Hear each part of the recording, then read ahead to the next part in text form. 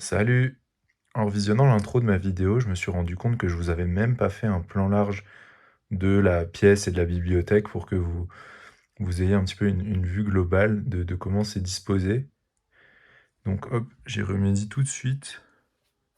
Alors je peux pas prendre assez de recul dans la pièce pour vraiment vous faire une seule vue globale, d'autant plus qu'elle est en U, enfin la bibliothèque est en U comme vous pouvez le voir. Mais voilà, là je pense que vous saurez au moins vous repérer pendant la vidéo pour savoir un petit peu où on est dans la bibliothèque.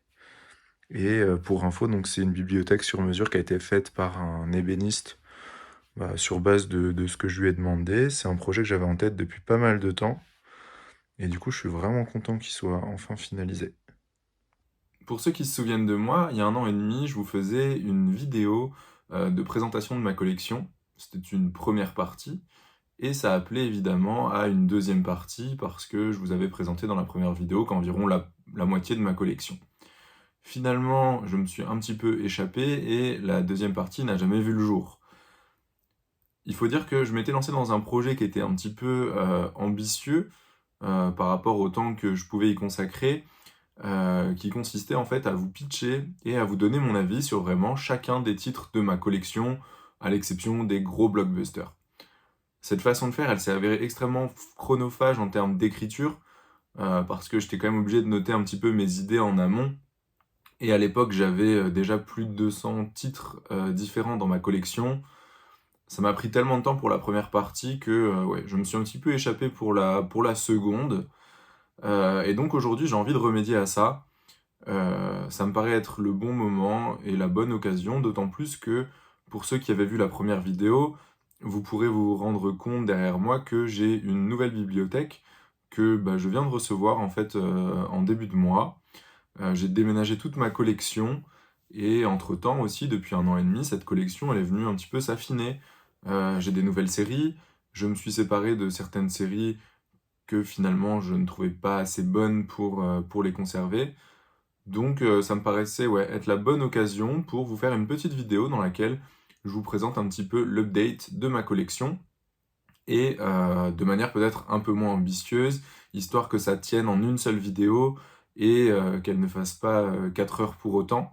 Donc je vais rentrer peut-être un petit peu moins dans les détails, mais je vais revenir sur ce point-là un petit peu plus tard, juste avant de commencer la présentation. D'ailleurs, avant de commencer, il y a encore 2 points que je souhaiterais aborder. Et donc je vous mets des petits timecodes pour que ceux qui veulent directement voir la présentation de la collection puissent y aller directement. Et avant ça, je voulais revenir rapidement sur la méthode que j'ai utilisée pour ranger mes différents titres dans cette nouvelle bibliothèque. Je sais que c'est un sujet qui en intéresse certains. Il y a plusieurs méthodes différentes. Enfin, je pense que tout le monde peut avoir sa propre méthode de le faire. Et donc, je voulais revenir rapidement sur la façon dont moi j'ai procédé. Ce que j'ai fait, c'est que j'ai appliqué 2 règles principales auxquelles je suis venu ajouter toute une série d'exceptions parce que sinon c'était, trop rigide et ça me convenait pas tout à fait. La première règle que j'ai utilisée, c'est que j'ai d'abord séparé ma collection en 2 par cible éditoriale. Donc je suis venu d'un côté mettre, tous les shonen que je possédais et de l'autre, j'ai rangé tous les titres appartenant aux autres cibles éditoriales, peu importe lesquelles, ensemble. J'ai procédé ainsi parce que j'ai un pan de ma mangatech qui est en fait moins profond que les autres et que le shonen, c'était la garantie d'avoir quasiment que des petits formats, ce qui me convenait parfaitement vu que ce pan-là était moins profond. Et aussi, voilà, cette répartition-là, sur le principe, elle me plaisait. Donc j'ai procédé de la sorte. Ça, c'était la première règle. La deuxième règle que je suis venu appliquer, c'est que j'ai classé mes séries par ordre décroissant du nombre de tomes que je possède chez chaque éditeur. Alors pour ça, j'ai tout simplement utilisé l'application Manga Collect. J'ai regardé un petit peu chez chaque éditeur combien de tomes je possédais et j'ai procédé de manière décroissante. Donc par exemple, l'éditeur chez qui je possède le plus de volumes différents, c'est Glénat. Alors c'est le plus de volumes différents, toutes cibles éditoriales confondues en l'occurrence. Donc j'ai commencé par ranger les shonen que je possède chez Glénat. Ensuite, j'ai continué par ordre décroissant, Pika, Kana, etc.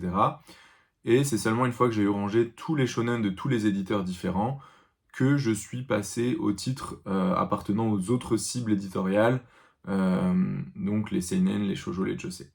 Et donc, une fois arrivé à ces autres cibles éditoriales, j'ai à nouveau procédé de la même façon, par ordre décroissant du nombre de volumes total possédés, et donc j'ai à nouveau commencé par les seinen, shoujo, josei de chez Glénat, avant de passer aux autres éditeurs chez lesquels j'avais le plus de volumes.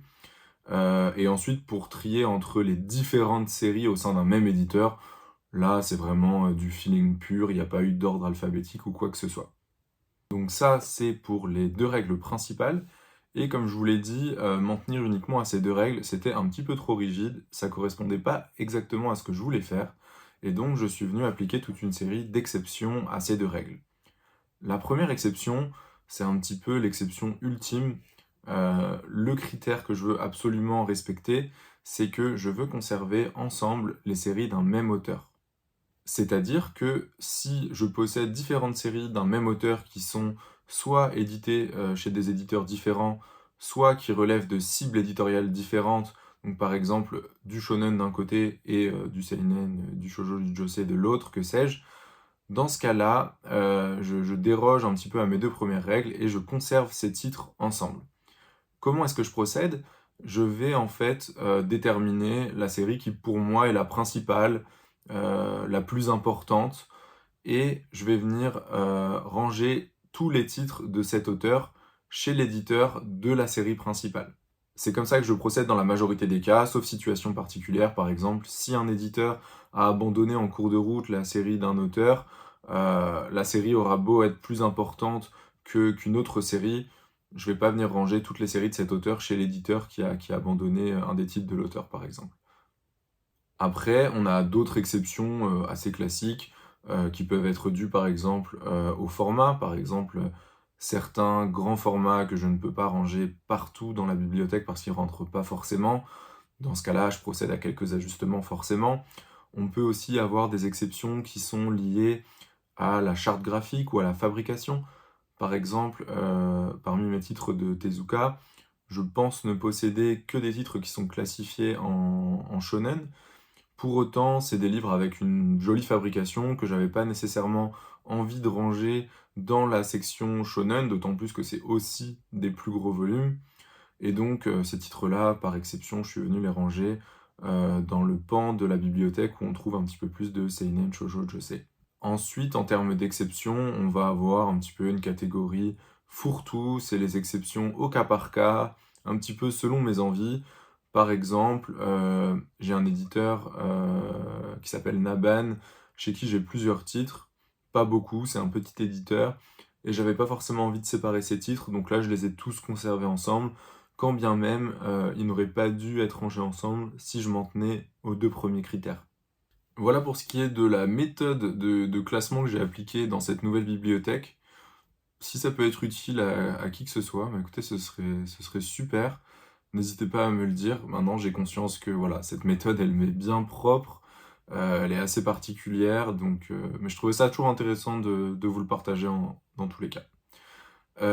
Après, je vous disais en début de vidéo que la dernière fois que j'ai fait cette tentative de vidéo Mangatech, je me suis arrêté en cours de route parce que j'avais été un petit peu trop ambitieux.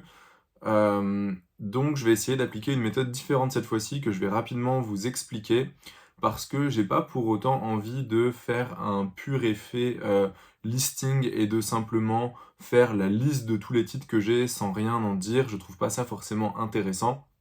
Donc pour que la vidéo ne soit pas trop longue, je vais quand même clairement me limiter.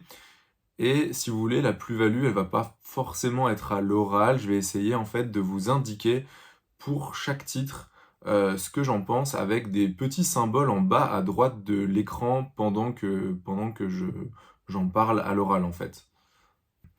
Donc ce que j'ai fait, c'est que j'ai créé une tier list et le symbole que je vais vous indiquer en bas à droite de la vidéo, ça va être le symbole qui représente le tiers dans lequel je souhaite ranger telle ou telle série.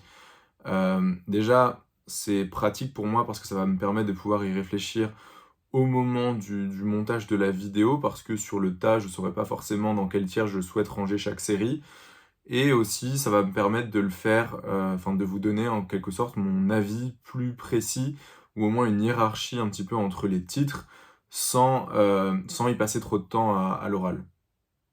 Je suis pas le plus grand fan du système de tier list, mais il faut reconnaître que là, dans ma situation, il me permet quand même de traiter un nombre d'informations assez important de manière assez simple. Donc bah voilà, je vais quand même y recourir. Mais pour un petit peu préciser les choses, en plus du système de tier list, je vais ajouter un autre élément que je vais représenter par des horloges pour vous indiquer un petit peu la temporalité de ma lecture, c'est-à-dire à quel point telle ou telle lecture est datée. Parce que parfois, je vais venir ranger une série dans un des tiers de ma tier list, mais c'est difficile en fait de classer des différents titres qu'on peut avoir lus à parfois des années d'intervalle. Donc pour remédier à ça, je vous préciserai quand même, grâce à ce petit système, en vous mettant des petites horloges, je vous préciserai si le titre a été lu récemment, et dans ce cas-là, tout simplement, il y aura pas d'horloge, ou il y a pas mal de temps, et dans ce cas-là, il y aura de 1 à 3 horloges pour marquer cette temporalité. Grâce à ça, je vais pouvoir vous indiquer quand ma lecture est vraiment datée, et comme ça, vous pourrez savoir que le classement qui est fait dans la tier list peut être à prendre avec des pincettes pour ce titre-là. Donc vous l'avez compris, je ne vais pas faire une tier list visuelle sur laquelle je vais revenir systématiquement. Je vais simplement vous mettre le symbole qui correspond pour le titre en question au tiers dans lequel je souhaite le ranger. Donc la tier list, elle va s'organiser avec différentes catégories que je vous présente tout de suite. Gardez simplement à l'esprit que j'ai établi ces catégories en amont et qu'il se peut qu'au moment de faire le classement, je me rende compte que c'est un peu compliqué de s'en tenir à ces catégories-là. Auquel cas, je vous mettrai une petite note explicative si jamais il y a une série que j'arrive pas à ranger dans un tiers, tout simplement. Donc le premier tiers, ça va être vraiment le tiers de mes coups de cœur, mes séries favorites, celles que je peux recommander à tout le monde les yeux fermés. Le deuxième tiers, ça va être celui des lectures extrêmement marquantes, mais qui, voilà, ne sont pas des coups de cœur absolus, et que je souhaite quand même distinguer de la première catégorie dont je vous parlais juste avant. Ensuite, on va avoir un troisième tiers avec des titres que je ne considère pas comme des must-read cette fois-ci, mais que je recommanderais volontiers à ceux qui aiment les titres qui ont ce genre de thématique. Donc, si vous ne connaissez pas les thématiques d'un titre en question mais qui vous interpelle et que je le range dans cette catégorie, n'hésitez pas à aller voir un petit peu de quoi il en retourne.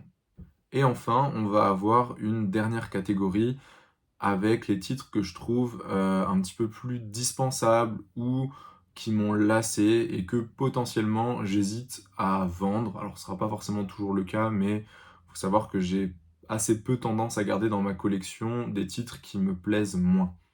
J'ajoute quand même une dernière catégorie, tout simplement pour les titres que j'ai pas encore lus. Vous verrez, il y en a un paquet, j'ai une très grosse pile à lire. Comme vous pouvez le constater, les différents tiers de cette tier list, ils sont plutôt orientés vers le positif.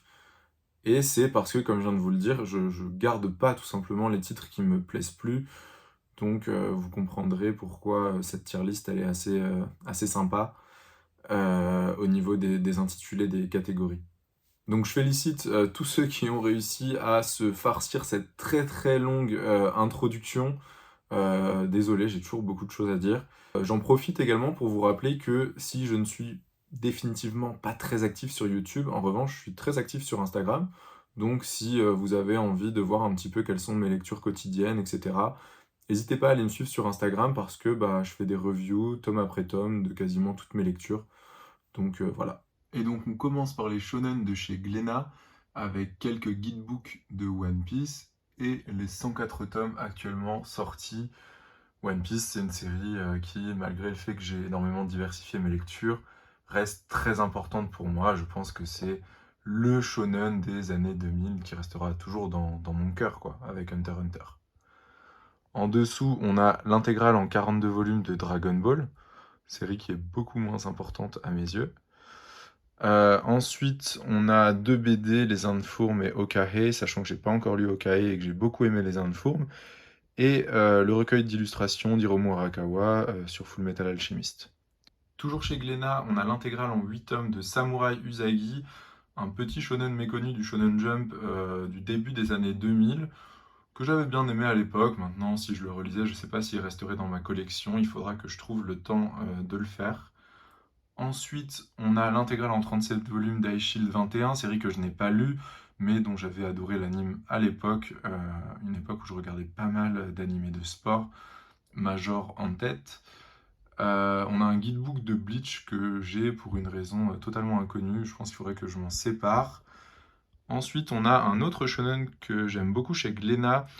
C'est les 25 volumes pardon, actuellement sortis, il s'appelle Altaïr. C'est un titre qui peut évoquer un autre titre comme Kingdom.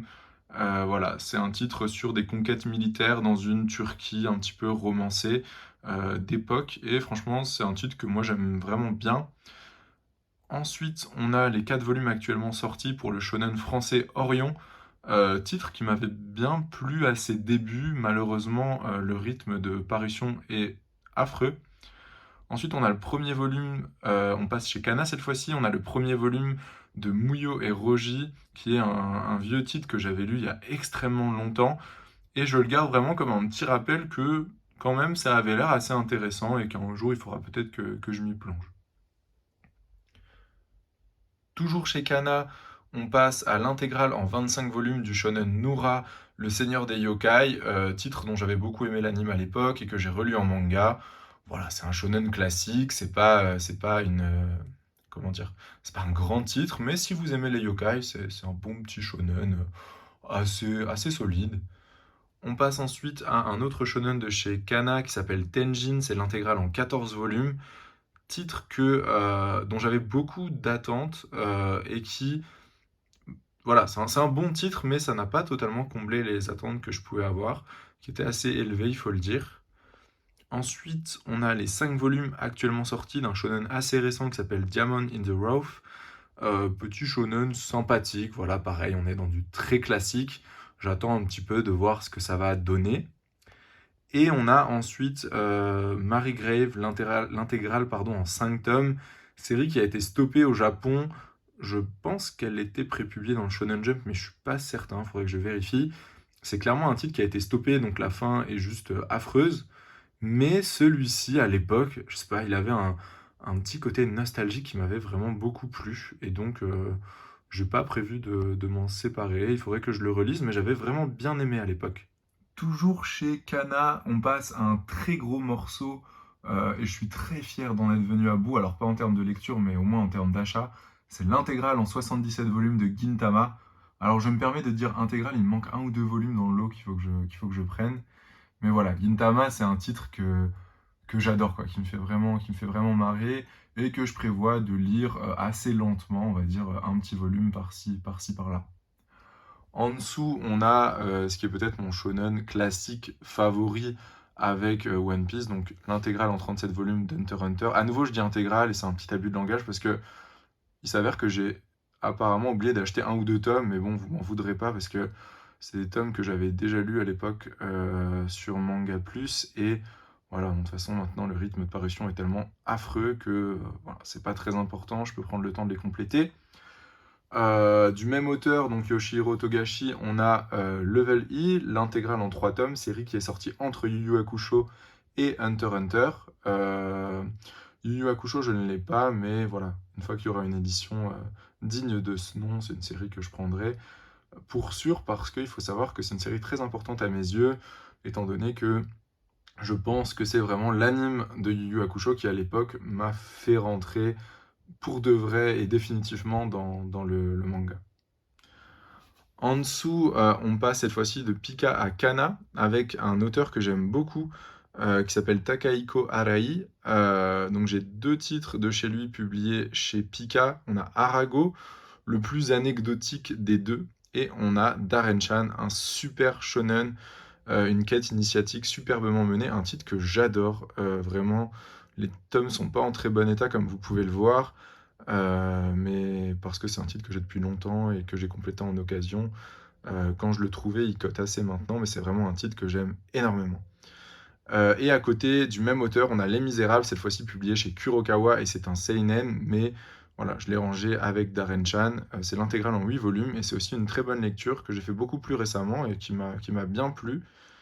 Pour finir avec Takahiko Arai, cette fois-ci chez Kana, on a l'intégrale en 2 tomes de Wild Police Story, qui est un spin-off de Détective Conan. Et là, pour le coup, bon, c'est une œuvre de commande, mais c'est beaucoup plus anecdotique, c'est pas foufou. À côté, on a l'intégrale en 5 volumes de Full Drum, shonen sur le rugby chez Pika, que je possède essentiellement parce que c'est un titre sur le rugby et que je suis un passionné de rugby. Mais voilà, bon, le titre en lui-même, pardon, n'est pas incroyable. Mais voilà, un titre sur le rugby, il n'y en a pas beaucoup, j'avais quand même envie de le posséder. Ensuite, toujours chez Pika, on passe à la partie Yellow Tanabe, une autrice que j'aime beaucoup, avec l'intégrale en 35 volumes de Kekaishi, série que je suis très content de posséder parce qu'elle est extrêmement dure à trouver maintenant, elle cote beaucoup, ça coûte un rein. Donc je suis très content de l'avoir depuis maintenant pas mal de temps. C'est vraiment un de mes shonen préférés, je pense, shonen Neketsu. À côté, on a le one-shot publié chez 1, 2, 3, pardon, chez Shiba Edition, Loafer in the End of the World, one-shot de Yellow Tanabe, qui est une petite lecture sympathique, voilà. Pas le titre le plus marquant, mais c'est sympa. Ensuite, on a Birdman chez Vega Dupuis, que j'ai rangé ici parce que c'est aussi un titre de Yellow Tanabe. Donc on a la quasi-intégrale pardon, en 15 volumes que vous voyez ici. Le 16e volume sort dans quelques jours à peine, ce sera le dernier tome de la série. Et donc moi j'avais lu uniquement les 2 premiers tomes et j'ai hâte que le dernier volume sorte pour pouvoir lire tout simplement toute l'intégrale, parce que voilà, c'est du Yellow Tanabe, j'y suis allé à la confiance, j'adore cette autrice, et j'ai grand hâte de lire la série dans son intégralité. Ensuite, on a l'intégrale en 28 volumes, plus le, je sais pas comment ils appellent ça, le character book de Tsubasa Reservoir Chronicle de Clamp, toujours chez Pika. Un de mes premiers mangas en fait, hein, je pense tout simplement. Donc une œuvre qui voilà, a un petit côté sentimental, un titre que j'aime bien, même si voilà, la fin est un peu cryptique et chelou dans mes souvenirs, même si ma lecture remonte. Mais voilà, c'est un titre auquel je suis attaché, on va dire. Ensuite, on a l'intégrale en 14 volumes de The Quintessential Quintuplets, c'est horrible à dire, de Neji Aruba. Un shonen comédie romantique que j'ai bien aimé. Voilà, c'est pas une grande lecture, mais j'ai passé un bon moment. Donc pour le moment, c'est un titre que je conserve. Derrière, on a l'intégrale en 38 volumes de Nejima de Ken Akamatsu.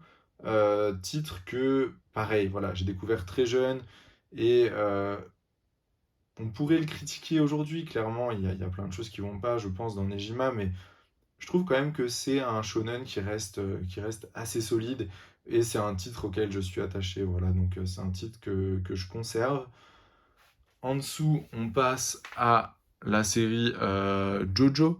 Donc on passe chez, si je ne dis pas de bêtises, Delcourt Tonkam. Et pour Jojo, j'ai l'intégralité hop, des 7 premières saisons, donc de Phantom Blood jusqu'à Steel Ball Run. Là, il me manque les 5 premiers volumes de Stardust pardon, Crusader parce que je les ai prêtés. Et j'ai les 8 premiers volumes de Jojo Lion et quelques volumes de Rohan de Rohan Kishibe. Voilà, c'est ça. Oui, il faut savoir que je suis pas ultra calé non plus sur Jojo. J'en entendais parler depuis très longtemps, ça m'a attiré. L'univers graphique m'a attiré, je m'y suis vraiment mis avec les animes, j'ai beaucoup aimé. Mais là, la lecture, je vous avoue que j'ai calé au milieu justement de la 3e saison Stardust Crusader parce que cet effet là de jeu de loi, je trouve que c'est juste horrible à lire, hein, désolé. Maintenant, voilà, je sais que la série va me plaire dans la globalité, mais là, ça m'a juste totalement perdu dans la 3e saison en termes de lecture. Je trouvais que c'était vraiment affreux à lire en fait.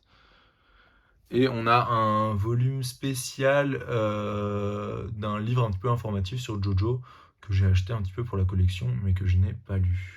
Ensuite, toujours chez le Delcourt Tonka, mais là c'est un petit peu haut, donc je fais un petit peu de sport en même temps. On en est donc à la troisième étagère. Hop. On a l'intégrale en 18 volumes pardon, d'Alice in Borderland, série dont j'attendais beaucoup parce qu'elle a été beaucoup vendue comme un bijou du survival game, etc., etc. Et je vous avoue que ouais, j'ai trouvé ça très sympa, mais franchement, sans plus, quoi. Ensuite, on a une comédie romantique que j'aime beaucoup, que j'ai découvert aussi il y a longtemps. Et pareil, voilà, c'est un titre peut-être qui fait pas l'unanimité, j'en sais rien. Il reste juste un tome à paraître. Là, j'ai 27 volumes sur 28 et le 28 devrait pas tarder à sortir. Le rythme de parution est aussi catastrophique. Mais voilà, moi, Yamada-kun and the Seven Witches, c'est un titre que j'ai beaucoup aimé. Et donc, j'en possède l'intégralité des tomes sortis à ce jour. Et j'attends le dernier tome pour pouvoir clôturer cette série. En dessous, toujours chez Delcourt Tonkam, on a José, le tigre et les poissons, un diptyque, bon, en vrai qui casse pas trois pattes à un canard, faut quand même le dire, mais le dessin est particulièrement réussi. À côté, on a un one-shot qui s'appelle Le Jardin des Illusions. Pareil, celui-ci, c'est vraiment essentiellement pour le dessin que je l'ai, même si c'est assez rare que j'ai des titres uniquement pour le dessin. Là, vraiment, ce one-shot, c'est de très haut niveau. Les histoires, c'était un peu plus anecdotique, ça m'a pas laissé un souvenir impérissable.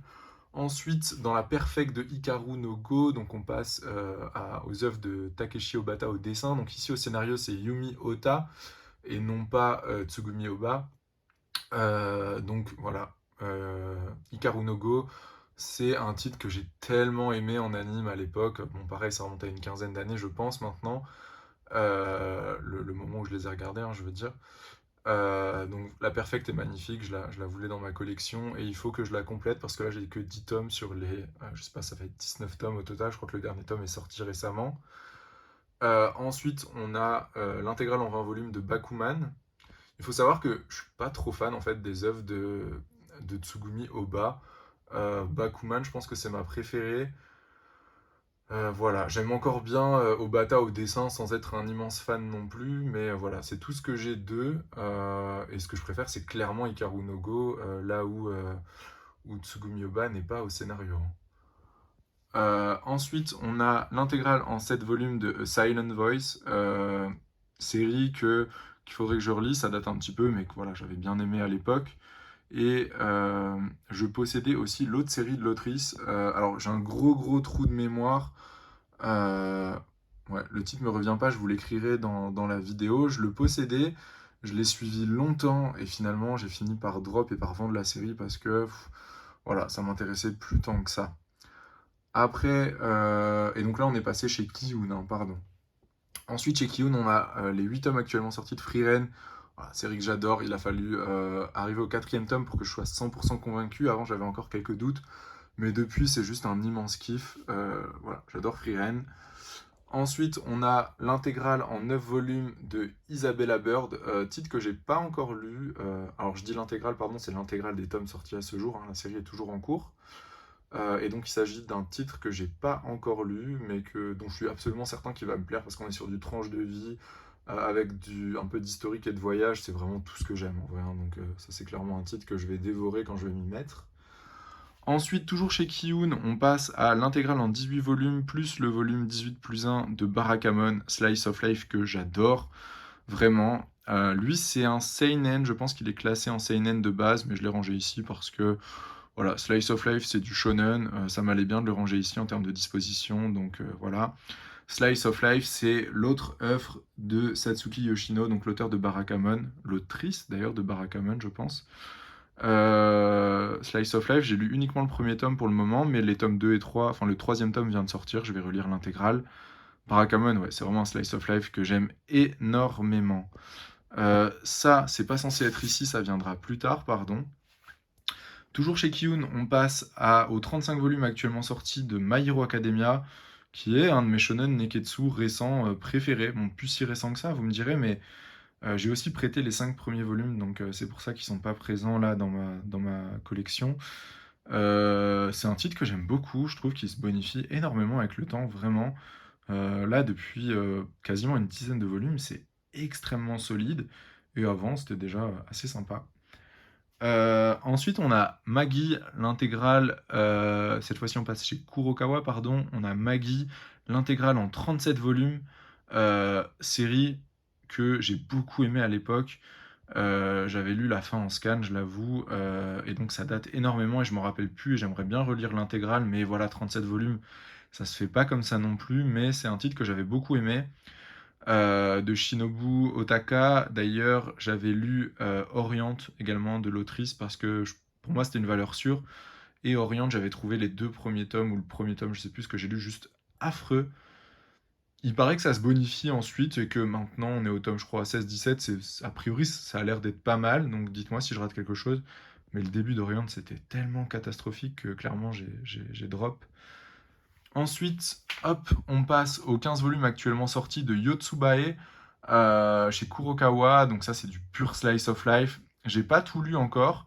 J'avoue que pour beaucoup, Yotsuba c'est genre la référence du slice of life. Pas pour moi, en tout cas sur les premiers volumes. J'aime bien, hein, attention, surtout que le slice of life, c'est probablement mon genre favori, mais c'est pas mon slice of life préféré en tout cas. Il y en a que je préfère dans ma collection, par exemple Barakamon, je préfère, et il y en a d'autres également. Toujours chez Kurokawa, on passe à la série Pokémon Noir et Blanc que je n'ai pas encore lu. J'avais envie d'avoir un petit peu de Pokémon dans ma collection parce que j'avais envie de tester quand même les mangas Pokémon, de voir clairement ce que ça valait. Parce que bah moi voilà, j'aime bien la licence Pokémon depuis que je suis tout petit. Mais bon, j'avoue que j'ai des trucs beaucoup plus intéressants à lire, donc j'y suis pas allé encore. Ensuite, on a les 10 volumes actuellement sortis. Je crois que le 11 va bientôt arriver de Spy X Family, comédie que j'aime bien, mais qui franchement commence à me lasser grave sur les derniers tomes. Donc il s'agirait que ça, comment dire, que le fil rouge prenne un peu plus de place parce que je pense que je vais pas tarder à me séparer de la série, à vrai dire. Ensuite, on a les 2 tomes sortis à ce jour de la nouvelle Perfect Edition de Soul Eater, toujours chez Kurokawa. Bon, il paraît quand même que c'est de mieux en mieux et que globalement la série est assez costaud. Maintenant, bon, ces 2 premiers tomes, c'est sympa, l'édition est très bien, mais bon, est-ce que j'ai vraiment envie d'investir dedans? On va voir si je la continue ou pas. Ensuite, on passe aux œuvres de Hiromu Arakawa. Donc là, pareil sur Fullmetal, j'ai prêté les 5 premiers volumes, c'est pour ça que vous ne les voyez pas. Bon, voilà, Fullmetal, série que j'aime beaucoup, hein. Voilà, c'est un très très bon shonen. Maintenant, il n'a pas une place particulière dans mon cœur comme ça peut être le cas, j'ai l'impression, pour beaucoup de lecteurs. Mais voilà, c'est un titre que j'aime beaucoup. Et on a les 17 volumes actuellement sortis de Arslan, euh, titre que j'ai pas encore lu, tout simplement, mais qui me fait vraiment de l'œil et que j'ai hâte de découvrir très clairement. On passe cette fois-ci à Feu, Kazé, puis Crunchyroll, donc toujours au niveau des shonen, avec l'intégrale en 11 volumes d'un manga qui s'appelle Close Road, qui est pas connu du tout, euh, qui est un manga que j'ai complété il y a longtemps et j'ai un espèce d'attachement bizarre à ce titre, mais je crois qu'il est vraiment pas foufou. Faudrait clairement que je le relise pour voir si je le garde ou si tout simplement je le vends. Mais voilà, en attendant, j'ai envie de le garder. Ensuite, on a les 6 volumes actuellement sortis de Dan Dadan, série dont j'ai parlé sur Instagram, que voilà, on peut décrier parce que c'est un gros blockbuster qui a fait beaucoup de bruit, mais en fait, bah, elle est tellement efficace cette série que non, moi j'aime plutôt bien. Ensuite, on a les 2 volumes actuellement sortis de Gigantis. Je crois que c'est par le dessinateur, si je dis pas de bêtises, de Terraform Mars. J'ai bien aimé ces 2 premiers volumes. Voilà, pareil, c'est un titre qui est pas exceptionnel, hein, mais c'est assez catchy, bien rythmé. Voilà, c'est globalement plaisant. D'ailleurs, je me demande si c'est pas un seinen, peut-être que j'aurais pas dû le ranger ici. En fait, je sais plus. Faudra que je vérifie. Derrière, on a le one-shot miroir de Demizu Pozuka et je sais plus comment il s'appelle, le scénariste de The Promised Neverland. Promised Neverland, série que j'avais et que j'ai revendue parce que, bah, en fait, après un premier arc, franchement magistral, le reste, j'ai trouvé ça vraiment bof bof. En vrai, le one-shot miroir, bon, clairement, il faudrait que je m'en sépare, mais j'ai parfois la flemme de vendre des titres quand c'est des one-shots en fait ou des séries très très courtes. À côté, toujours chez Kazé, on a le titre Suikoden 5, donc c'est une adaptation d'un jeu vidéo intégrale en 4 volumes. Série qu'il faudrait totalement que je relise parce que j'en ai aucun souvenir, mais que je possède parce que j'avais beaucoup aimé, et celle-ci je m'en souviens bien, Suikoden 3, donc ça c'est publié chez Soleil, mais je l'ai regroupé avec Suikoden 5 parce que j'ai pas d'autres shonen, c'est chez Soleil, pardon, si je ne dis pas de bêtises. L'intégrale en 11 volumes donc de Suikoden 3 de Aki Shimizu à l'adaptation du scénario du jeu vidéo. Et Suikoden 3, c'est un titre que j'avais vraiment pas mal aimé à l'époque, dont j'ai un très bon souvenir, donc c'est pour ça que j'ai aussi Suikoden 5, au-delà du fait que j'ai aimé certains, enfin que j'ai aimé les Suikoden que j'ai fait, mais j'ai pas dû en faire beaucoup. Et donc voilà, c'est des titres que je conserve, mais voilà, Suikoden 5, il faudrait quand même que je le relise pour voir ce que ça donne, parce que je m'en souviens pas du tout. On passe à la 4e étagère, et vous remarquerez que j'ai un rythme extrêmement soutenu. Je m'en excuse. Honnêtement, après, on pourra faire des focus sur certaines parties de la Mangatech ou autres dans d'autres vidéos sans aucun problème. Mais là, le but, c'est de rester quand même assez concis. On passe donc chez Meian Édition avec l'intégralité des tomes sortis de Kingdom, donc qui sont rangés dans des box. Je crois que c'est 64 volumes actuellement. Kingdom, c'est une série que je lisais déjà longtemps avant son arrivée en France et que j'aime beaucoup, même si voilà, elle est pas exempte de défauts. C'est un super divertissement quand même, toujours, je passe un très bon moment. Ensuite, on a la première box, toujours chez Meian, de la série Ares, le soldat errant. Série avec laquelle j'ai une petite histoire parce que donc c'est un manhwa, c'est une œuvre coréenne à la base. Elle fait 27 volumes en tout et cette box-là, elle en contient 10. J'avais déjà acheté les 10 premiers volumes il y a très longtemps chez un éditeur qui s'appelait Bouquet Manga et qui a malheureusement mis la clé sous la porte. Donc là, j'ai recommencé chez Meian. Entre-temps, je pensais jamais que la série reviendrait en France, donc j'avais lu l'intégralité en scan. C'est un titre que j'aime beaucoup, qui est clairement dans les mêmes vibes que Kingdom, en peut-être un peu plus romancé encore. Enfin bon, quoi, Kingdom c'est très très romancé, hein. Mais on va dire qu'il n'y a pas d'attache historique chinoise ou quoi. Là, c'est vraiment dans un monde fictif, on va dire, un monde de fantasy. Mais un titre que j'ai beaucoup aimé, il faut que j'achète les autres box pour compléter. D'ailleurs, je vous disais Kingdom en 64 tomes, et c'est 66 actuellement, et donc on attend la 7ème box. Et donc voilà, pour en revenir à Arès, il faut juste que je complète, mais j'ai déjà lu l'intégrale, et c'est une série que j'aime beaucoup. Et on a ensuite les 2 tomes de Magica, deux one-shot entre guillemets, mais qui sont un petit peu, qui ont un lien entre eux, un lien de filiation. Série que j'ai énormément aimé, c'est vraiment un petit coup de cœur. C'est des contes un petit peu, c'est des contes. L'œuvre est intégralement en couleur, les dessins sont magnifiques. J'aime beaucoup le travail de Yuzuko Oshimi, vraiment je vous le recommande, c'est une belle trouvaille je trouve. Toujours chez Meian, Grand Blue, titre aussi que j'aime énormément, que je lisais déjà avant son arrivée en France, parce que je pensais qu'il sortirait jamais. Et donc ça a été un grand plaisir de le voir arriver chez nous. Je sais que certains n'aiment pas le côté burlesque de comédie à outrance, etc. Mais moi, ça marche totalement sur moi. Je trouve que c'est juste excellent. C'est vraiment une de mes comédies, si ce n'est ma comédie préférée. Et donc c'est les 16 volumes actuellement sortis en France. Je crois qu'il y en a 20 au Japon. C'est un titre que j'aime énormément.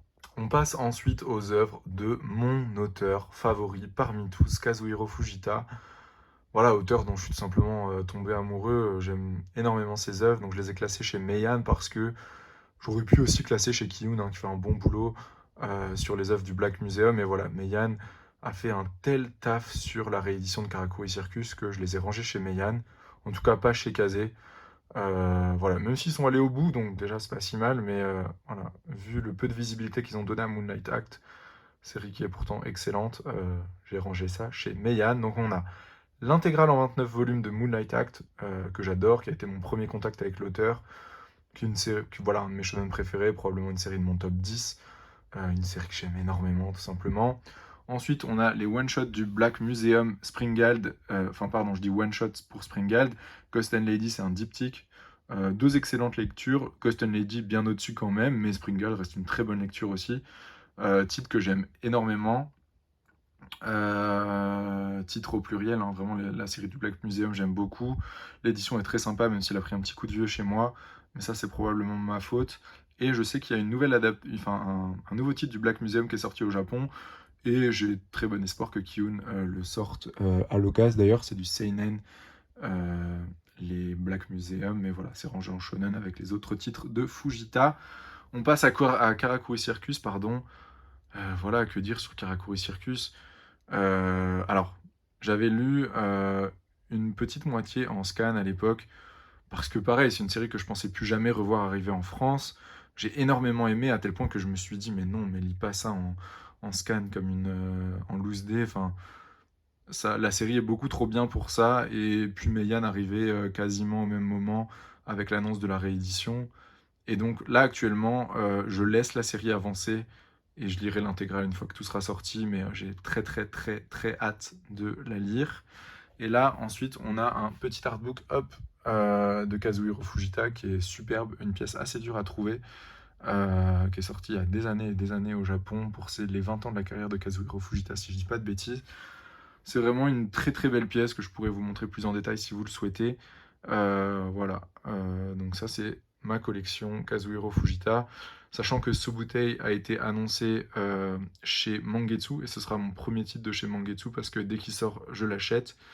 Et j'ai bon espoir quand même de voir Ushio et Tora arriver chez nous prochainement. Je pense que ça y est, maintenant, Kazuhiro Fujita est un auteur euh, qui est respecté en France, enfin. Et donc, ça va être cool de pouvoir...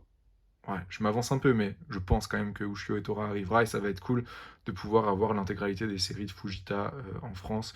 J'achèterai tout, sans l'ombre d'un doute, avec aussi le nouveau titre du Black Museum qui va arriver. Ça promet, clairement. On passe chez Akata avec le seul shonen que je possède chez Akata. Enfin, il y a lui et son spin-off. Donc c'est l'intégrale de Prisonnier Riku en 38 volumes. Il me manque à nouveau les 5 premiers volumes parce que je les ai prêtés. Voilà, vous voyez cette différenciation de couleurs. C'est voulu, hein, c'est pas une erreur. L'édition est comme ça au Japon.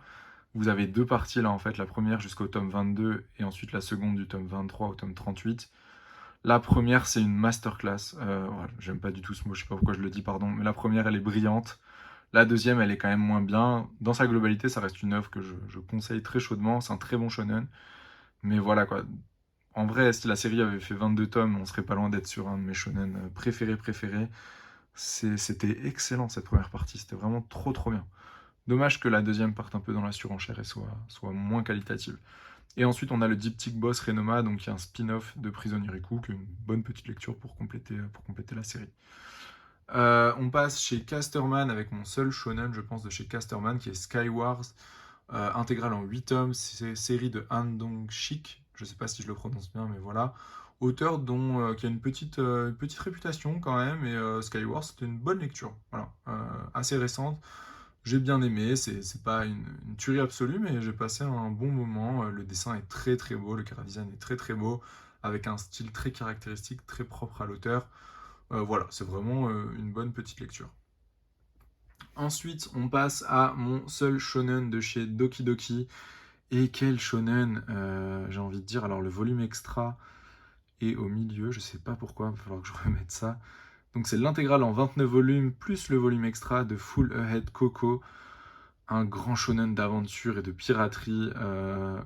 Vraiment une œuvre que je suis depuis super longtemps, que j'avais commencé totalement au hasard.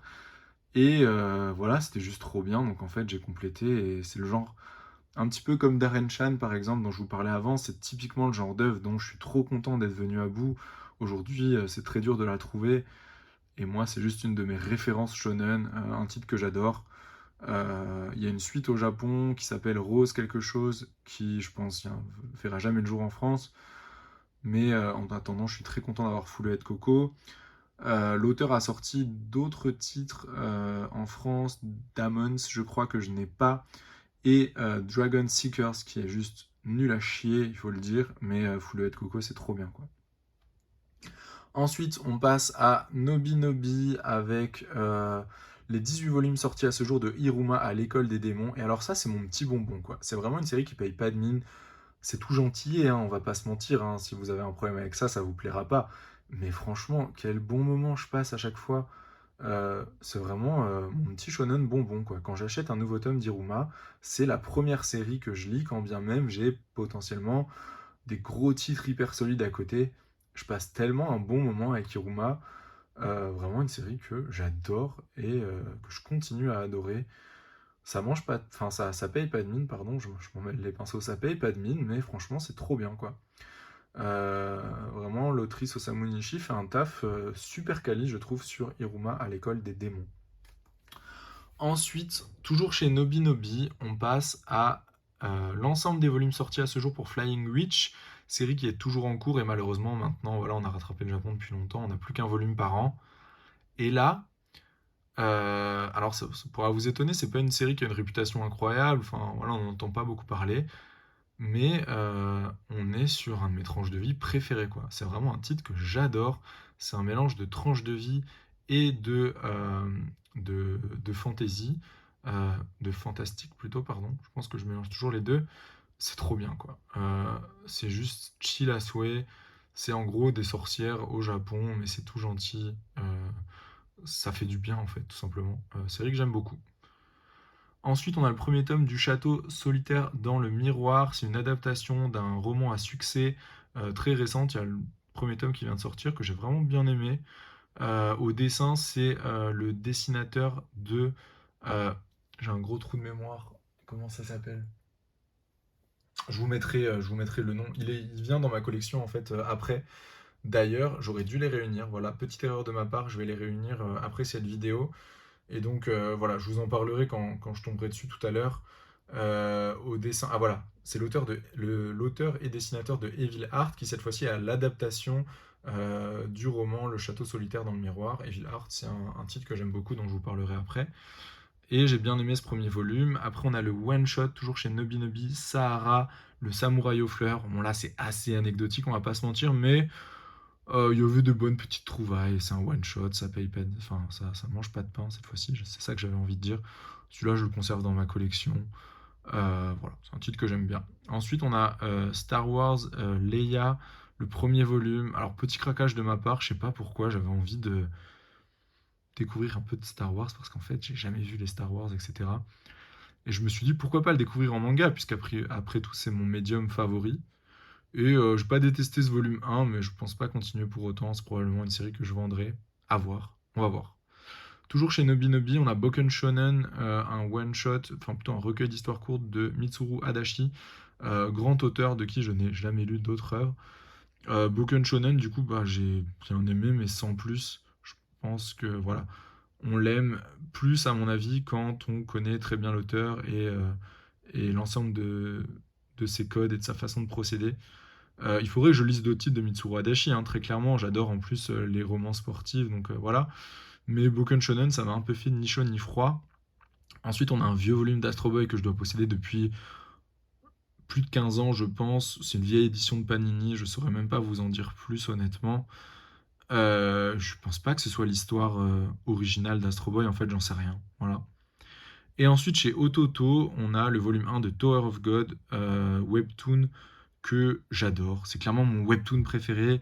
Mais en fait, quand Ototo s'est lancé dans l'édition, je me suis dit, ça va faire tellement de volumes. J'avoue que j'ai pas eu le courage d'y aller. Et c'est dommage parce que c'est un titre que j'aime vraiment beaucoup. Enfin, le webtoon, je le trouve très très bon. C'est mon webtoon préféré de très loin. J'en lis pas tant que ça, mais Tower of God, j'adore. Bon, il faudrait peut-être que je soutienne le projet, mais c'est compliqué de tout soutenir. Donc voilà. J'ai beau ne pas traîner, il en reste beaucoup à présenter, donc je vais peut-être un petit peu accélérer.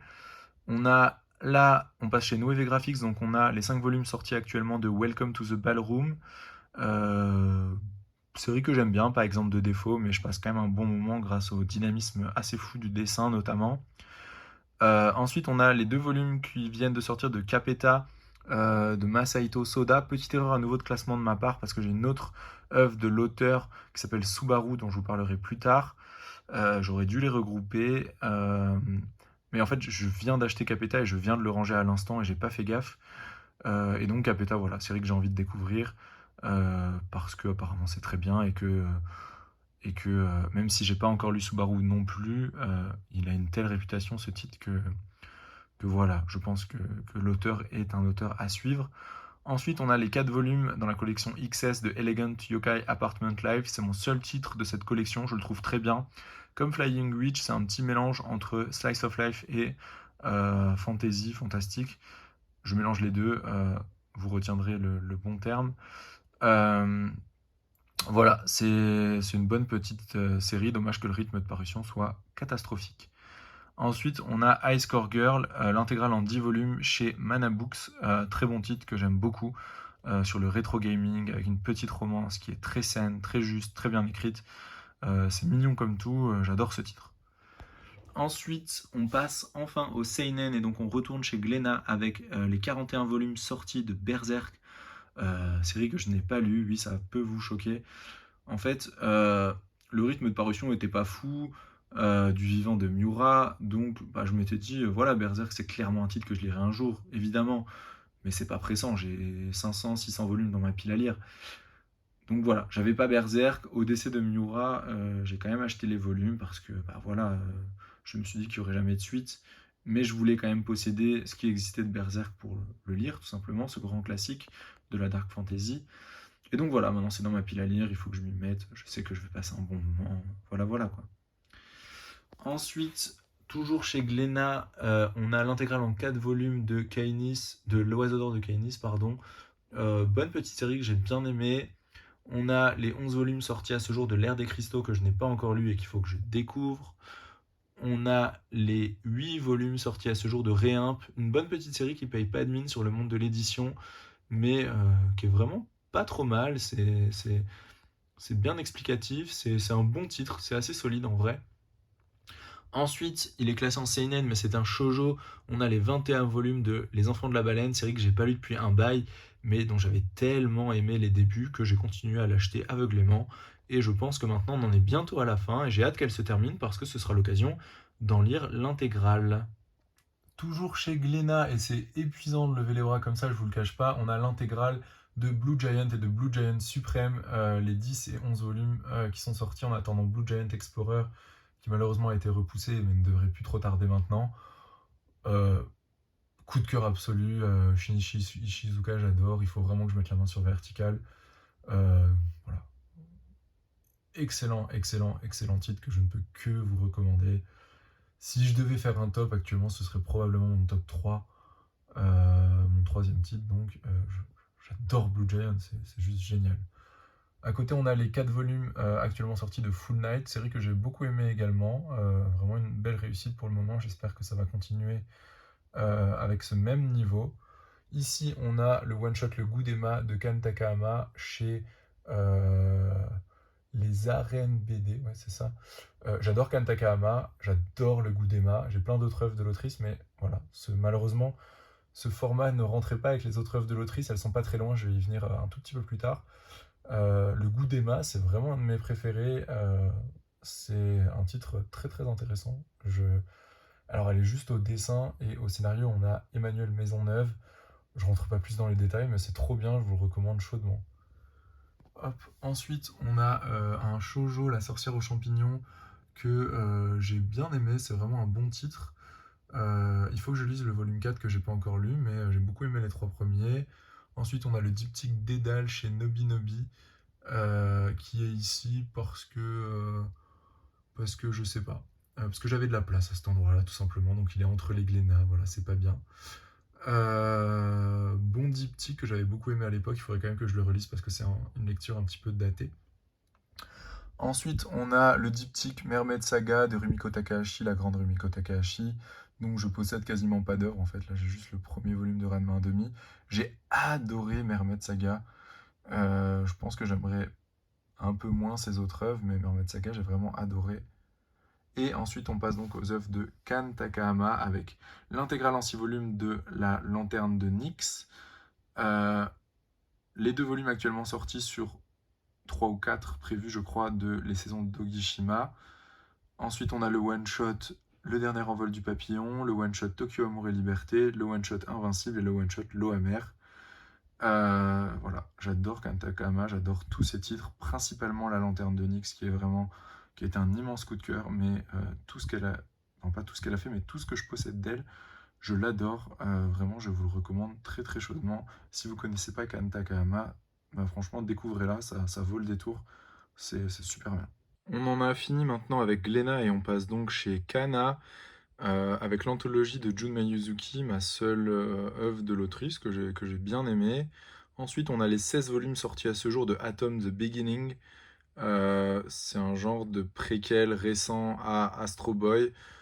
J'ai adoré le premier volume, j'en ai pas lu plus pour le moment donc je peux pas trop vous en dire, mais j'ai tellement aimé que j'ai pour le moment acheté les 16 volumes. Ensuite, on a les 4 volumes sortis de Me and the Devil Blues, série qui a été abandonnée par son auteur au Japon. Je crois quand même qu'il y a un 5e volume qui était sorti, mais il n'est jamais sorti en France.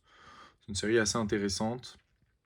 Ensuite, on a l'intégrale en 6 volumes de Evil Heart, titre dont je vous parlais un petit peu plus tôt, quand je parlais du château solitaire dans le miroir. Donc c'est un très bon seinen sportif et social que j'ai beaucoup aimé. Dommage, il y a quand même quelques ficelles narratives un poil grosses, mais franchement, sinon, globalement, c'est un très bon titre. Ensuite, on a l'intégrale en 10 volumes de Mushishi que je n'ai pas encore lu, mais qui m'a toujours attiré, donc que j'ai acheté il y a déjà pas mal de temps et qu'il faudrait que je lise. Ensuite, on a 8 volumes sur les je sais plus, 18, 19, 20 volumes qui composent la totalité du Pavillon des Hommes. Titre que j'ai pas encore lu, je l'ai acquis récemment, j'ai très hâte de le lire. Titre de Fumi Yoshinaga, qui a l'air juste génial.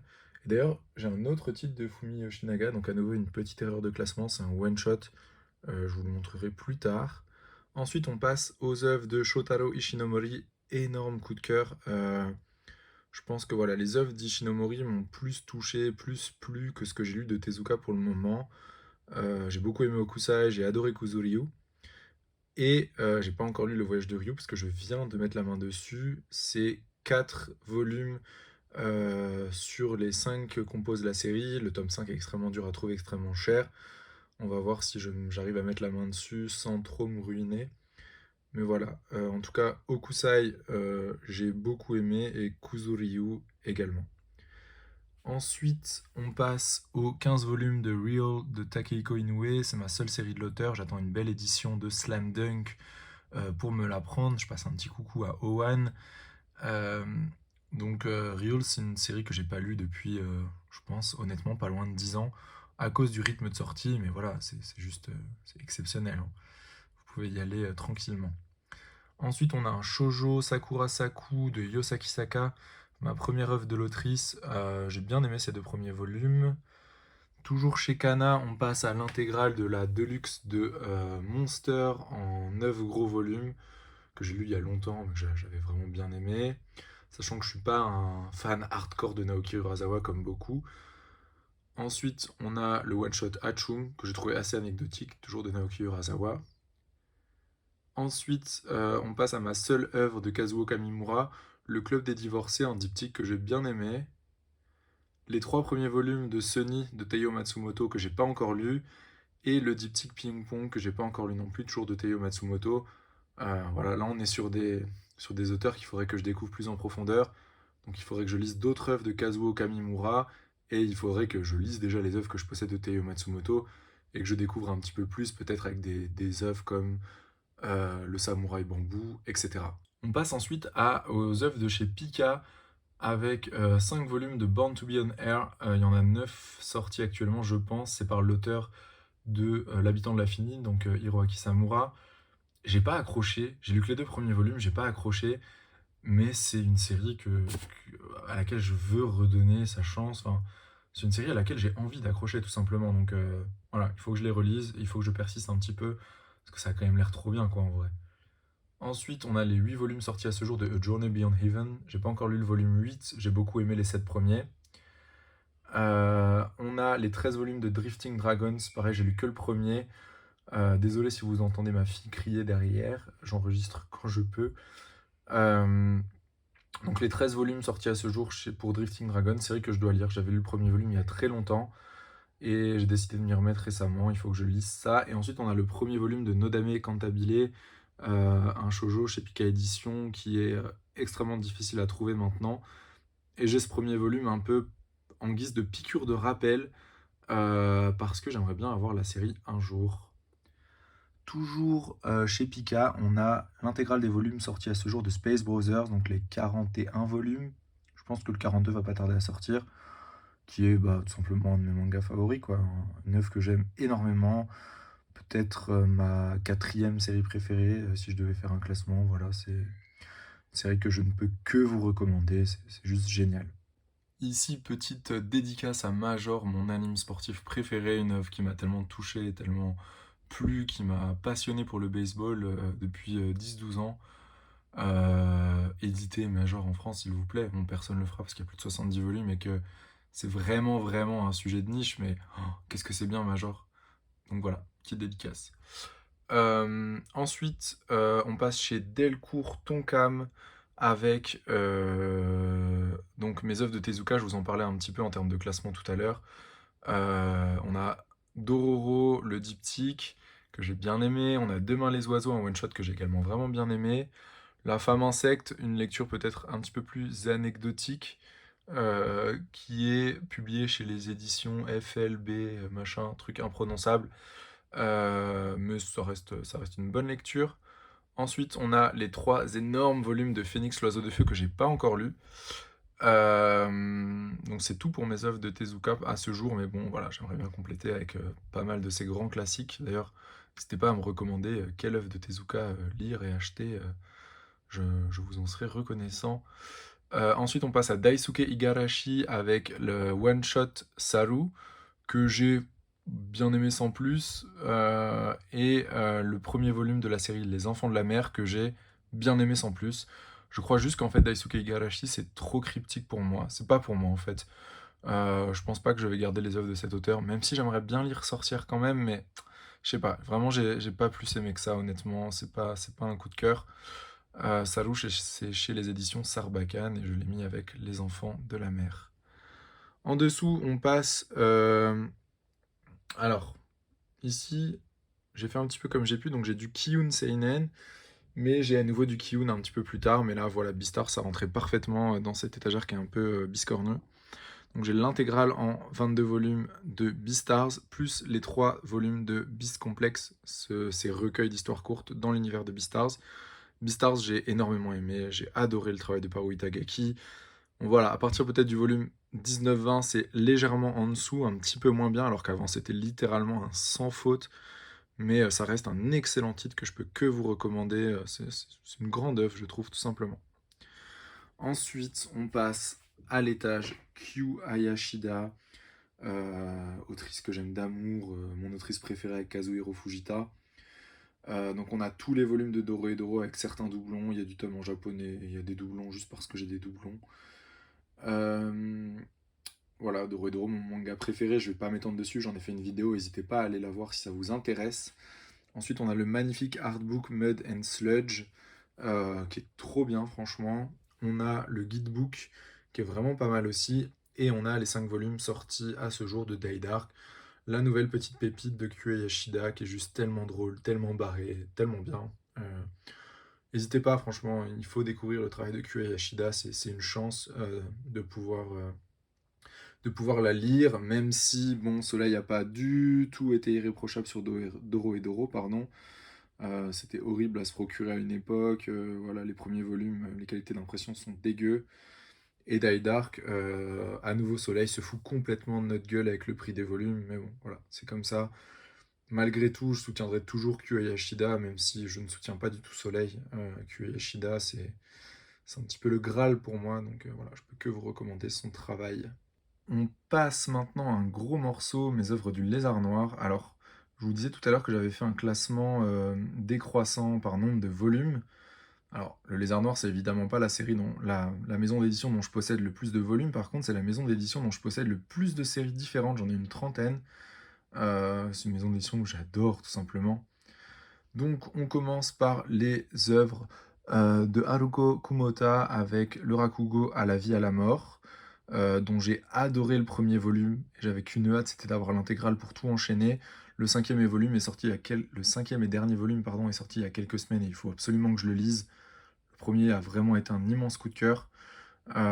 Et ensuite, on a son one-shot, La Grande Traversée, que bah, j'ai juste adoré aussi. Vraiment, c'était mon one-shot préféré, je pense, de l'an dernier. Vraiment une autrice que j'adore et j'espère qu'on pourra découvrir d'autres de ses œuvres prochainement. Ensuite, on a 2 œuvres de Yaro Abe, donc c'est l'auteur de La Cantine de minuit que je n'ai pas, que j'aimerais bien avoir, mais que je n'ai pas. On a Maladroit de naissance, qui est un one-shot très sympa autobiographique. Et on a Mimikaki, L'étrange volupté auriculaire, qui est une œuvre assez drôle, vraiment un petit morceau de tradition et de culture japonaise. Enfin, c'est une œuvre très sympa que je vous recommande également. Ensuite, on passe aux œuvres de Kaigo Shinzo, qui est juste un de mes auteurs préférés, qui devient vraiment, qui devient un de mes auteurs mes favoris, euh, pas loin derrière des Kazuhiro Fujita ou des Kyu Hayashida. Donc on commence avec les 3 volumes, la série est terminée de Tokyo Alien Bros, série qui est celle que j'ai lue il y a le plus longtemps de l'auteur et que j'avais bien aimée, sans qu'elle me laisse un souvenir impérissable. Après on a le recueil d'histoires courtes Holiday Junction que j'ai beaucoup aimé également, le one-shot L'auto-école du collège Moriyama, qui est peut-être l'œuvre de l'auteur que j'ai le moins aimé, mais qui est aussi une de ses plus vieilles. On a les 4 volumes, l'intégrale de Mauvaises Herbes que j'ai adoré. Le one-shot à nouveau Summer of Lave, plus récent je pense que l'auto-école, que j'ai beaucoup aimé également.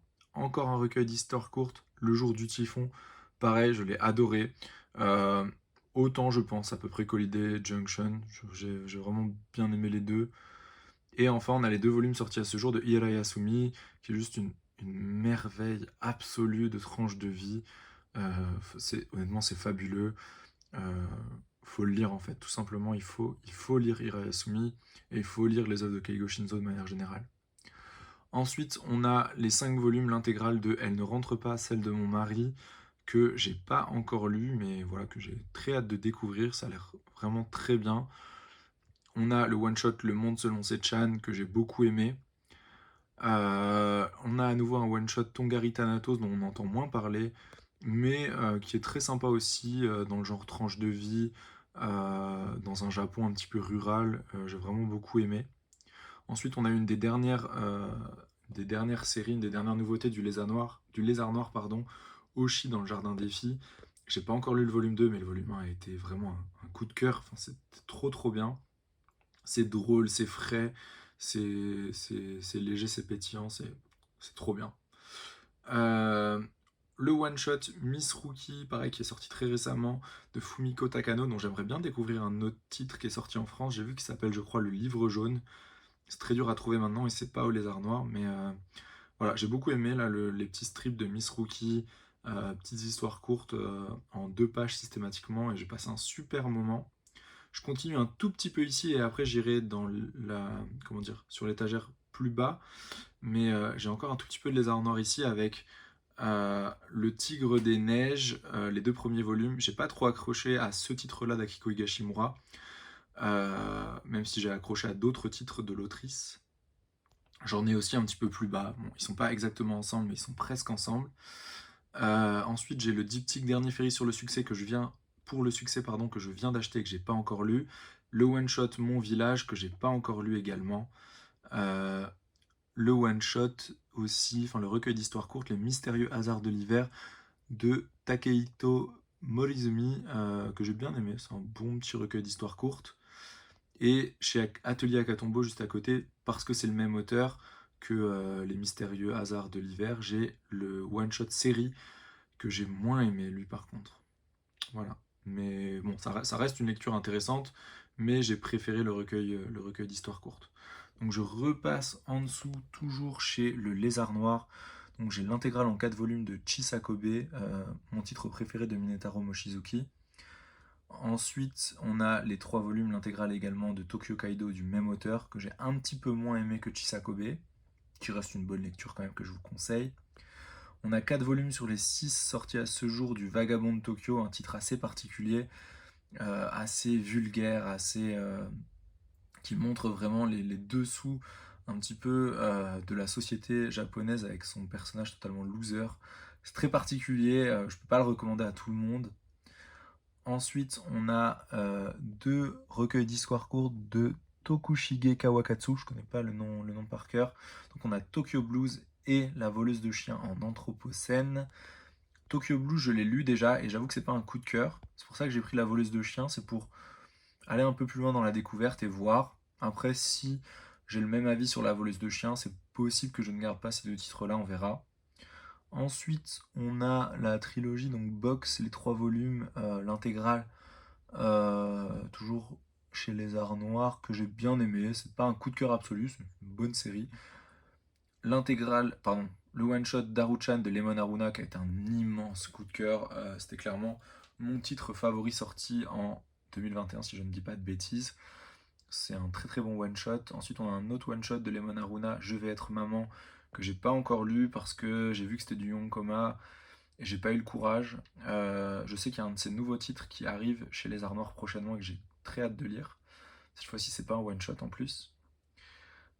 Et pour en revenir à Akiko Higashimura, j'ai l'intégrale de Tokyo Tarareba Girls, que j'ai beaucoup aimé par contre, contrairement au Tigre des Neiges. Et juste à côté, j'ai les 2 premiers volumes de Princesse Jellyfish que je n'ai pas lus.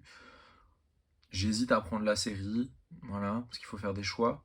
Et à côté, cette fois-ci, chez Akata, j'ai l'intégrale de Trait pour Trait, qui est de très loin mon œuvre préférée d'Akiko Higashimura, que je vous recommande extrêmement, extrêmement chaudement. C'est vraiment un titre autobiographique génial. Et c'est vraiment par ce titre que j'ai appris à aimer l'autrice, même si, malgré le fait que je sois un immense fan de Trait pour Trait, je n'aime clairement pas toutes les œuvres d'Akiko Higashimura. Donc voilà, je pense que ça dépend un petit peu de ces titres, et puis c'est très bien comme ça, parce que Trait pour Trait, j'aime absolument quoi. Donc là après on a un peu de Hakata, mais j'y reviendrai plus tard parce que je vais continuer à suivre dans l'ordre. C'était juste pour garder ensemble les séries de Higashimura. En dessous on passe à Komiku, avec donc j'ai deux séries là de Komiku et j'en ai deux autres mais qui sont en grand format avec ces deux one shot de Aoi Ikebe pardon que je peux pas ranger là parce qu'ils sont trop grands. Donc on a d'abord l'intégrale en 23 volumes de Inspecteur Kurokoshi. Le polar, c'est pas mon genre préféré, c'est pas mon type de récit préféré, mais Inspecteur Kurokoshi, c'est mon préféré dans ce genre-là, je pense, j'ai beaucoup aimé. Je vous le recommande vraiment. Et à côté, on a Le Chef de Nobunaga, les 33 volumes, ils sont tombés les deux autres là, mais les 33 volumes sortis à ce jour. Il y a le 34e qui arrive. C'est une longue série dont on parle très peu, mais ça c'est clairement une de mes séries favorites. Un mélange entre historique et culinaire qui est tellement réussi, qui est tellement génial. J'ai un peu de retard maintenant dans la lecture parce qu'à un moment donné j'avais vraiment beaucoup ralenti, donc j'ai laissé quelques tomes filer sans les lire et depuis j'ai pas réussi à raccrocher le wagon parce que je veux pas les lire si j'ai pas bien tous les éléments en tête, mais Le Chef de Nobunaga c'est largement dans mon top 10, c'est une de mes séries favorites depuis 6-7 ans, depuis qu'elle a rejoint ma collection en fait, c'est un titre que je peux que vous recommander. C'est trop trop bien en fait, Le Chef de Nobunaga, vraiment, j'adore tout simplement. Et donc, après Komiku, hop, on remonte. Et on arrive à mon seul seinen chez Kurokawa, qui n'est autre que Vinland Saga. Donc les 26 tomes actuellement sortis, pareil, j'ai prêté les 5 premiers tomes, c'est pour ça que vous ne les voyez pas. Vinland Saga, voilà, c'est un titre que j'ai pas lu depuis super longtemps, parce que bon, le rythme de sortie est quand même assez lent maintenant, et que j'ai besoin en fait de me remettre dans la série avant de m'y lancer, mais voilà, c'est un titre qui m'avait à l'époque énormément plu, que j'aimais vraiment, vraiment beaucoup. Et ensuite, toujours de Makoto Yukimura, on a l'intégrale de Planète, donc le gros dictionnaire. Ils ont sorti une réédition très récemment, et moi ça fait plus longtemps que je l'ai. Et pareil, c'est un titre que j'ai beaucoup aimé. Bon, je pense que Makoto Yukimura, on est quand même sur une valeur sûre. À côté, chez Omake Manga, on a les deux volumes qui forment l'intégrale, les deux coffrets pardon, qui forment l'intégrale en 6 volumes de Girls Last Tour.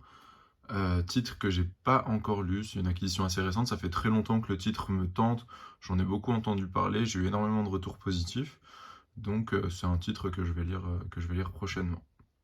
En dessous, on a les quelques titres du Lézard Noir dont je vous ai déjà parlé, et donc on va passer directement à Black Box, avec notamment les œuvres de Saburo Ishikawa, qui m'avaient été recommandées par quelqu'un sur Instagram très chaudement. Et donc j'ai mis la main sur Les couleurs de Yuki, l'intégrale en 4 volumes, et Plus haut que le ciel, l'intégrale en 3 volumes. Donc pour Les couleurs de Yuki, il faut savoir que je ne l'ai pas encore lu. En revanche, Plus haut que le ciel, c'est une série que j'ai lue l'an dernier et que j'ai beaucoup aimé. C'est un très bon titre sur cette période d'après-guerre au Japon, avec des orphelins qui tentent de survivre.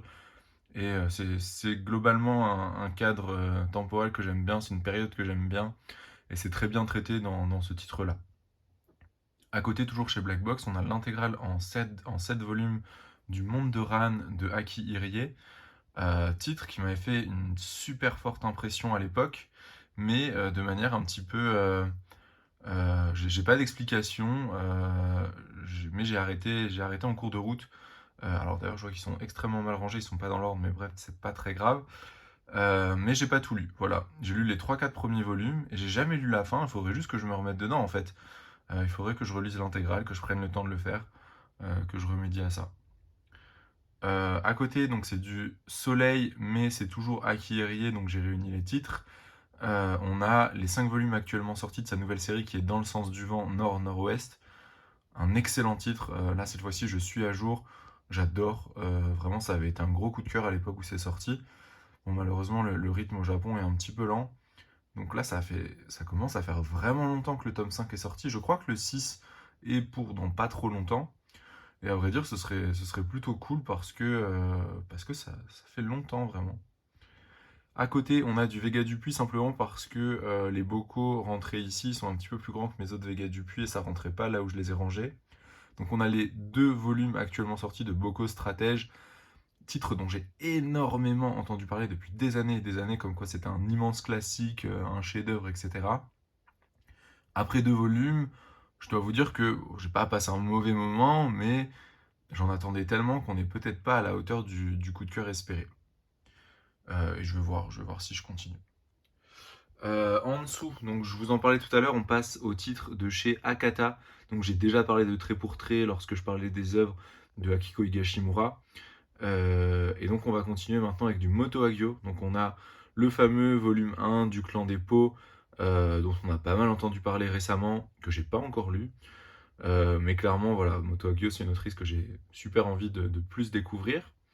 Et à côté, j'ai mis l'intégrale, enfin pardon, l'anthologie de chez Glénat, qui est très dur à trouver maintenant, enfin en tout cas qui cote un petit peu, qui coûte assez cher, et moi-même j'ai dû mettre le prix.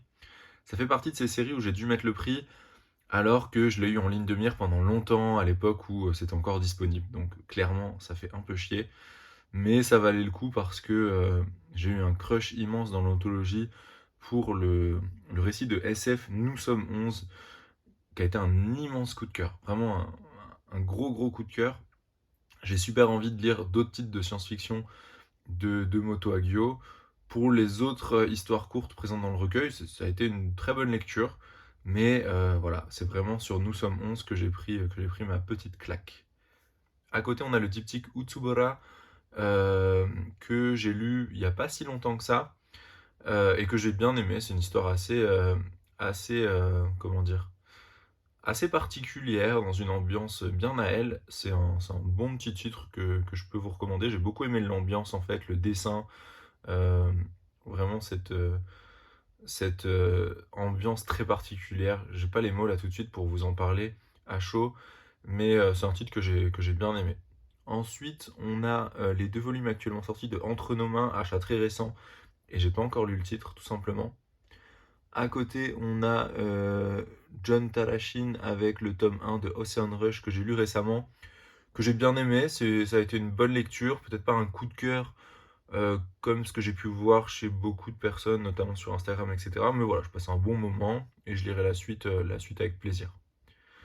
À côté, on a le premier volume de Iraes, La fin du voyage, de Yuki Kunatani.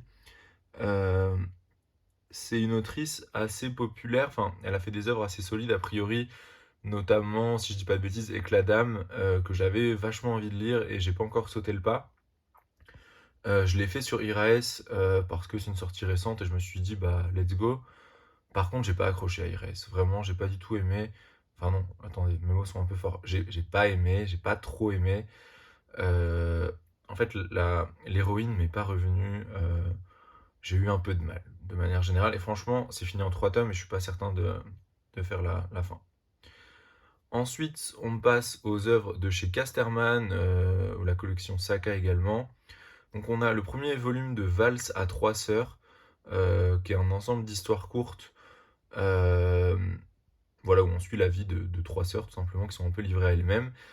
J'ai beaucoup aimé ce premier volume, vraiment c'est de la tranche de vie pure et dure, un très bon titre, j'ai hâte de lire la suite, je crois que ça arrive bientôt, vraiment en tout cas ce sera lu avec grand plaisir. À côté on a un one-shot All My Darling Daughters de Fumi Yoshinaga, je vous en parlais tout à l'heure quand je vous parlais du pavillon des hommes. Donc voilà, ça aurait dû être rangé ensemble, c'est une petite erreur de ma part. Que dire sur ce one-shot? J'ai bien aimé. Voilà, ça a été une bonne lecture. Ça m'a pas laissé non plus un souvenir impérissable, mais c'est un titre vraiment qui m'a plu et que je compte garder dans ma collection.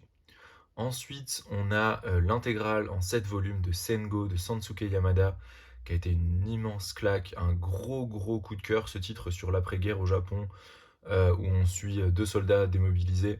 Vraiment, j'en avais fait un post un peu plus travaillé que ce que je fais habituellement sur Instagram. Ça a été vraiment un vrai coup de cœur. C'est un de mes titres préférés, tout simplement. J'ai adoré Sengo. Je vous le recommande très très chaudement. À côté, on a le diptyque Comet Girl de Yuriko Akaze. C'est un titre un peu très pop, tout en couleur, hommage un petit peu aux titres rétro, science-fiction, etc. Vraiment une bonne petite lecture, une petite bouffée d'air frais. Ça passe tout seul, quoi. C'est très agréable à lire. À côté, on a l'intégrale en 3 tomes du Monstre d'Einstein que je n'ai pas encore lu. Mais voilà, c'est un titre dont j'ai un petit peu entendu parler, pas tant que ça, mais ça a retenu mon attention. Je me suis dit que ça avait l'air pas mal et voilà, c'est un titre que je vais lire prochainement. En dessous, on passe à l'étage Glouton et Dragon et Ryoko Kui, son autrice. Alors, que vous dire sur Glouton et Dragon? Si vous me suivez sur Instagram, vous savez, j'aime d'amour Glouton et Dragon. C'est mon titre préféré actuellement derrière Doro et Doro. Depuis que je l'ai découvert, ça fait 2-3 ans maintenant. Et voilà, c'est un immense coup de cœur, c'est tellement bien écrit. Ça paye pas de mine, hein, comme ça, j'entends bien, surtout avec ce titre français qui est pas super vendeur, mais qu'est-ce que c'est bien, qu'est-ce que c'est drôle, qu'est-ce que le scénario est beaucoup plus solide et bien ficelé que ce qu'on pourrait croire au début. Les personnages, c'est le meilleur casting de personnages avec Doro et Doro à mes yeux, tout simplement. Enfin, j'adore, quoi, c'est trop bien. Je pense qu'on est bientôt à la fin. À mon avis, ça fera une quinzaine de volumes de ce que j'ai pu voir sur les derniers retours au Japon. Voilà, c'est un gros, immense coup de cœur. Et bah, restez connectés parce que si jamais il y a une autre vidéo qui sort un jour sur cette chaîne, ce sera sur Glouton et Dragon, très clairement. Et donc à côté, on a le petit jeu de société Glouton et Dragon sur lequel j'avais mis la main, et les petites cartes dedans, les fiches des personnages et tout. Je suis pas trop goodies, mais sur Glouton et Dragon, bah clairement si je le suis, il n'y a pas grand chose pour le moment. Mais voilà, quand il y a quelque chose, j'y vais. Et à côté, on a les petits Daydream Hour. C'est des petits bouclettes spéciaux qui paraissent dans le magazine de publication au Japon de Glouton et Dragon, où on a des illustrations supplémentaires de Ryoko Kui. Euh, J'en ai 3 sur 4 ou 5, mais les premiers commencent à être vieux et sont hyper compliqués à trouver. Mais, euh, mais voilà, j'ai déjà les 3 là et je suis très content. Et j'espère choper tous les nouveaux aussi, s'il y en a qui continuent à sortir. Encore, donc là on est vraiment tout en bas. On a l'intégrale en 7 volumes de. J'ai un gros trou de mémoire. Oui, pardon, Stravaganza, la reine au casque de fer.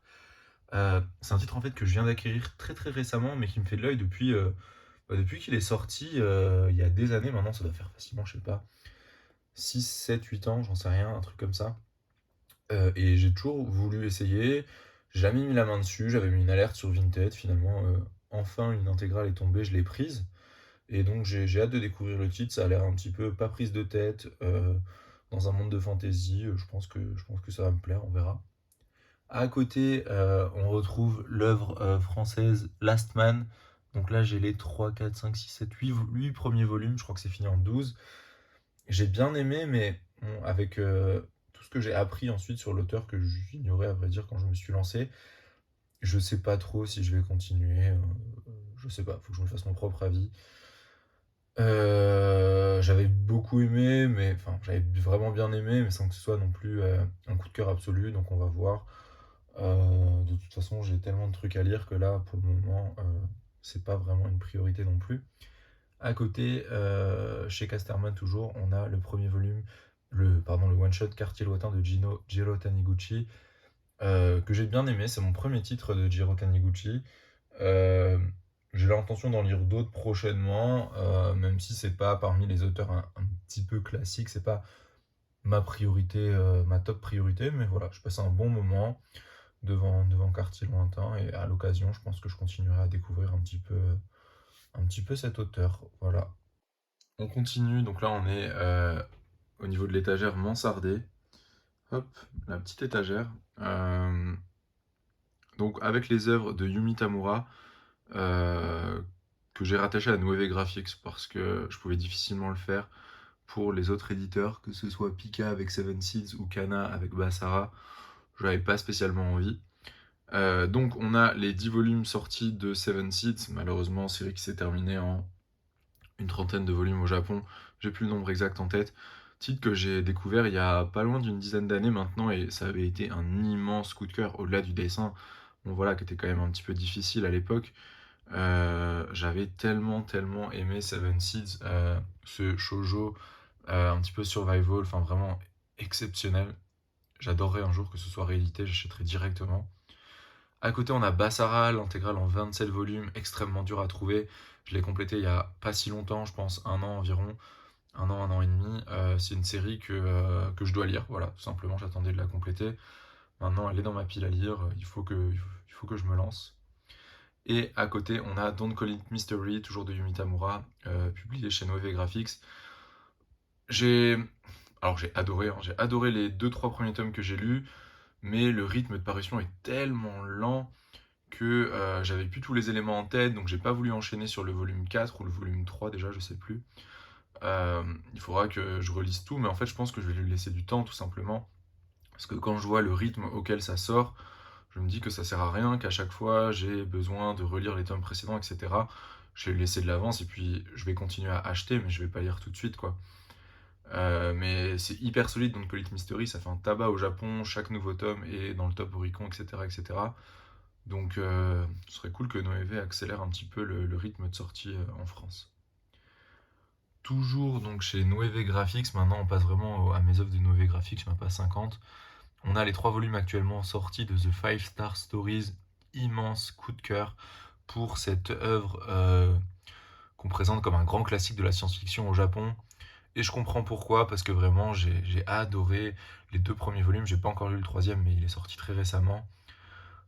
Cette façon en fait de développer le lore de l'œuvre, etc., c'est juste une méthode de narration que j'ai adoré. Ça me convient tellement en fait comme façon de faire, moi qui suis un petit peu jusqu'au boutiste, on va dire. J'adore. Voilà. The Five Star Stories, c'est mon plus gros coup de cœur nouveauté de l'an dernier, tout simplement.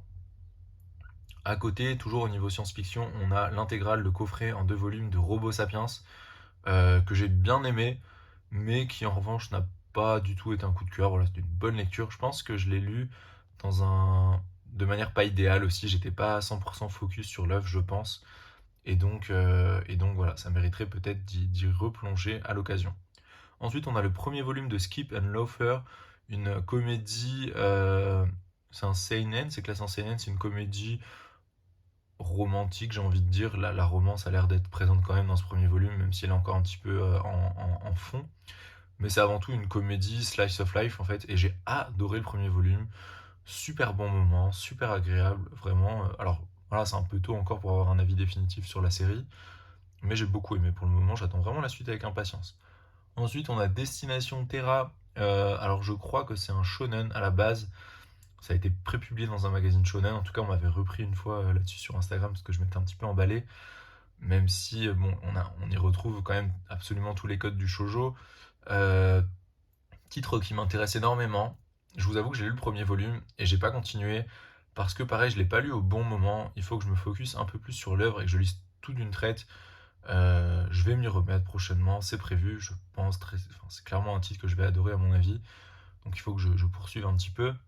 Ensuite, on a les 2 volumes sortis actuellement et la série sera finie en 3 tomes de Aubin les Yankees, toujours chez Naban. Oui, je suis passé chez Naban, pardon, à partir de Destination Terra. Donc Aubin les Yankees, petit titre sans prétention mais que j'ai bien aimé.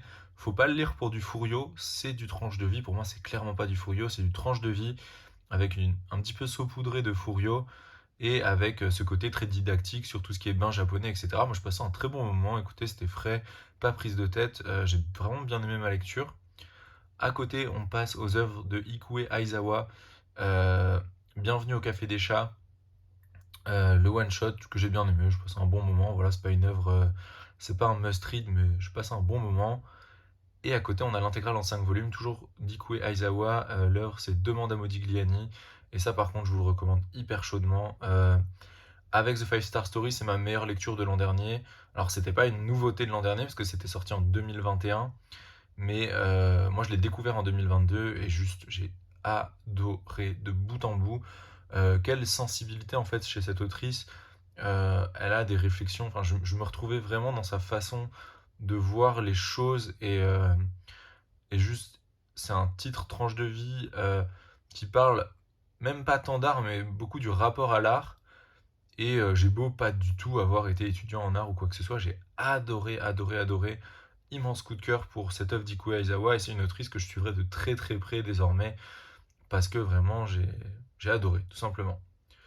Ensuite, on passe à des œuvres de petits éditeurs dont j'ai très peu d'œuvres. Donc là, on a Atelier à Catombo, je vous en parlais un petit peu avant avec série One Shot que j'ai rangé avec le Lézard Noir, parce que j'avais un autre one shot de l'auteur, Les Mystérieux Hasards de l'Hiver en l'occurrence.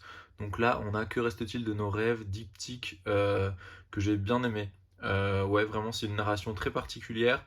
J'aurais pu ne pas accrocher, mais en fait j'ai quand même vraiment bien aimé.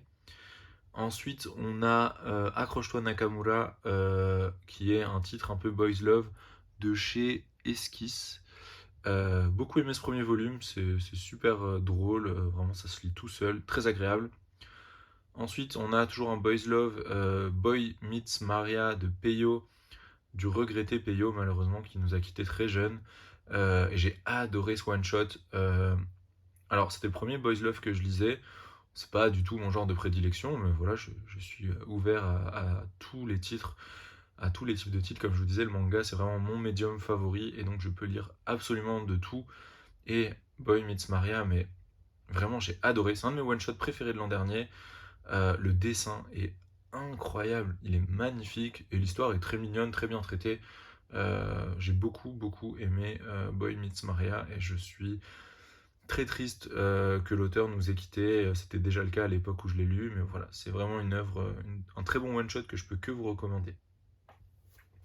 En dessous, on passe à Delcourt avec Subaru Danse vers les étoiles, l'intégrale en, je vois pas, 10 ou 11 volumes c'est ça. Titre que j'ai pas encore lu, mais voilà, enfin, j'y vais pas parce que je sais que ça va être tellement bien que j'ai envie de faire durer un petit peu le plaisir, je crois. Donc c'est par l'auteur de Capeta que je vous présentais un petit peu avant. Il faudrait que je réunisse les deux séries. Euh, voilà, vraiment un titre que j'ai depuis maintenant bien 2 ans, je pense, dans ma collection. Il faut que je le lise. J'ai super envie de le lire.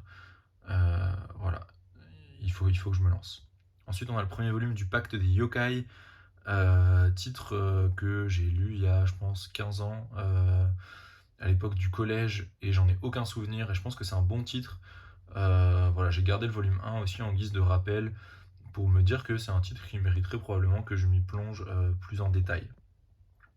En dessous, on a l'intégrale en 6 volumes, donc on passe à Vega Dupuis, pardon, l'intégrale en 6 volumes de Natsuko no Sake, titre qui est tout simplement un de mes mangas préférés de tous les temps. Enfin, voilà, titre que j'ai tout simplement adoré. Et hop, je remets ça pour tout à l'heure. Hop. Titre que j'ai adoré de bout en bout, que je vous... Bon, ok, j'abandonne. Que je vous recommande très chaudement. C'est tout simplement voilà, un de mes mangas préférés par Akira Ose. J'aimerais bien pouvoir lire Le disciple de Doraku, également de l'auteur qui est sorti chez Isan Manga, mais malheureusement, je crois qu'il y a des problèmes avec les ayants droit maintenant. Et je pense qu'on n'aura jamais la fin, donc pour le moment, j'attends un petit peu de voir si ça se débloque ou pas. Ensuite, on a une de mes meilleures découvertes de cette année, si ce n'est la meilleure, Primal Gods in Ancient Times chez Vega Dupuis. Les 5 tomes actuellement sortis, une super lecture que je ne peux que vous recommander, c'est très très bien. J'en parle souvent en ce moment sur Instagram dès qu'il y a un nouveau volume. Ensuite, on a le one-shot Shisako Garden de Yuki Kodama, voilà, que j'ai beaucoup aimé, un très bon one-shot, je vous le recommande. Et on a le volume 1 de la nouvelle sortie, la nouvelle série pardon, de chez Vega Dupuis, The Common Bread. Voilà, pas un souvenir impérissable, voilà, c'était un bon petit moment, on verra ce que ça donne, ça fait 4 volumes. Pas sûr du tout que ça reste dans ma collection à terme, mais bon, en attendant, encore un tout petit peu curieux de découvrir ce que ça va donner sur les prochains volumes. Je vous le disais tout à l'heure, on avait du Beastars qui se baladait un petit peu tout seul chez Kiyun, donc là on repasse à Kiyun avec l'intégrale en 16 volumes de Dimension W de Yuji Iwahara, titre de science-fiction que j'aime beaucoup, très solide, je vous le recommande vraiment. Yuji Iwahara, c'est vraiment un auteur que j'affectionne particulièrement. J'aimerais bien découvrir ses plus anciennes séries, il faudrait que je mette la main dessus. Mais voilà, vraiment un excellent titre Dimension W, que j'aime depuis longtemps et que je suis très content d'avoir dans ma collection. Et la dernière série également de Yuji Uehara, Clivates, les 4 volumes actuellement sortis chez Kiun. Bonne petite série également. J'en attends un petit peu plus encore, mais vraiment ça se bonifie tome après tome, donc j'ai hâte de connaître la suite de l'histoire. Toujours chez Kiun, le premier volume de Baddux, sorti cette année. Le premier volume était sympathique, sans plus. Je suis pas sûr que c'est une série que je garderai à terme dans ma collection. On verra un petit peu ce que ça donne, tout simplement, avec le volume 2, peut-être le volume 3. Je crois que c'est une série courte, hein, il me semble qu'elle va faire 4 volumes aussi. Peut-être que j'irai au bout, pas sûr que ça reste dans ma collection à terme par contre. Ensuite, on passe à mes œuvres de Kaoru Mori, une autrice que j'aime énormément, avec l'intégrale en 14 volumes de Bright Stories. Alors, Bright Stories, pareil, un petit peu comme des œuvres du style Riol ou Vinland Saga. Ça fait tellement longtemps que je n'ai pas lu Bright Stories. Je pense que j'ai lu que jusqu'au tome 7 ou 8, mais ça date d'il y a 8 ans peut-être, quelque chose comme ça. J'exagère peut-être un tout petit peu, mais pas beaucoup. Je pense que ça fait bien 8 ans que j'ai pas ouvert un tome de Bright Stories. Mais voilà, on est sur le type de série où ça a tellement été un immense coup de cœur quand je l'ai découvert que je sais que je peux acheter totalement à l'aveugle la série sans aucun problème. Et puis un jour, je me ferai un énorme kiff et puis je lirai tout simplement. Voilà, Bright Stories, je peux que vous le recommander, c'est brillant tout simplement. Un manga tranche de vie euh, dans un cadre spatio-temporel très précis qui est un petit peu celui de la route de la soie. Alors j'ai plus exactement l'époque, ça doit être au, je sais pas, 18e siècle peut-être, quelque chose comme ça. Enfin en tout cas c'est exceptionnel, je vous le recommande très chaudement. Vous pouvez clairement y aller sans problème. Toujours de Kaoru Mori, toujours chez Kiun, on a l'intégrale en 5 volumes de Emma, que j'ai beaucoup aimé. Alors c'est pas au niveau de Bright Stories, mais bon c'est une œuvre qui précède Bright Stories. Mais c'est un très bon titre que je vous recommande aussi si vous aimez l'autrice. Et si vous aimez un petit peu le contexte britannique 19e siècle, voilà, ça devrait vous plaire, c'est une romance. C'est un très bon titre. Ensuite, on a les Emanon de Kenji Tsuruta avec un scénariste, c'est Shinji Kaijio, que je connais pas trop. Tsuruta, j'en suis pas le plus grand fan, j'ai pas ses autres titres et je pense qu'il y en a qui sont extrêmement dispensables de ce que j'ai pu voir. Mais les Manon, j'ai beaucoup aimé, j'en ai lu que 2 sur 4, il faudrait simplement que je lise les autres parce que j'avais adoré Manon. Donc voilà, un très bon titre également que je vous recommande. Un petit peu dans le genre tranche de vie, un petit peu mystique comme ça, c'est très sympa. Ensuite, on a Les Montagnes Hallucinées de Gutanabe. Alors, c'est pas mon genre de lecture de prédilection, tout ce qui est horreur, etc. J'ai bien aimé Les Montagnes Hallucinées pour autant. Maintenant, je me suis pas lancé dans la collection de tous les Gutanabe, même si, franchement, quand on les a tous aujourd'hui, ça doit vraiment en jeter dans la bibliothèque, mais voilà, moi, c'est pas mon genre de prédilection. Ensuite, c'est tout pour Kiyun. On passe maintenant à des éditeurs un petit peu plic-ploc, c'est du grand format qui rentrait pas forcément ailleurs, etc. Donc chez Kana, on a les 2 volumes actuellement sortis du Fils de Taïwan, ça fera 4 volumes.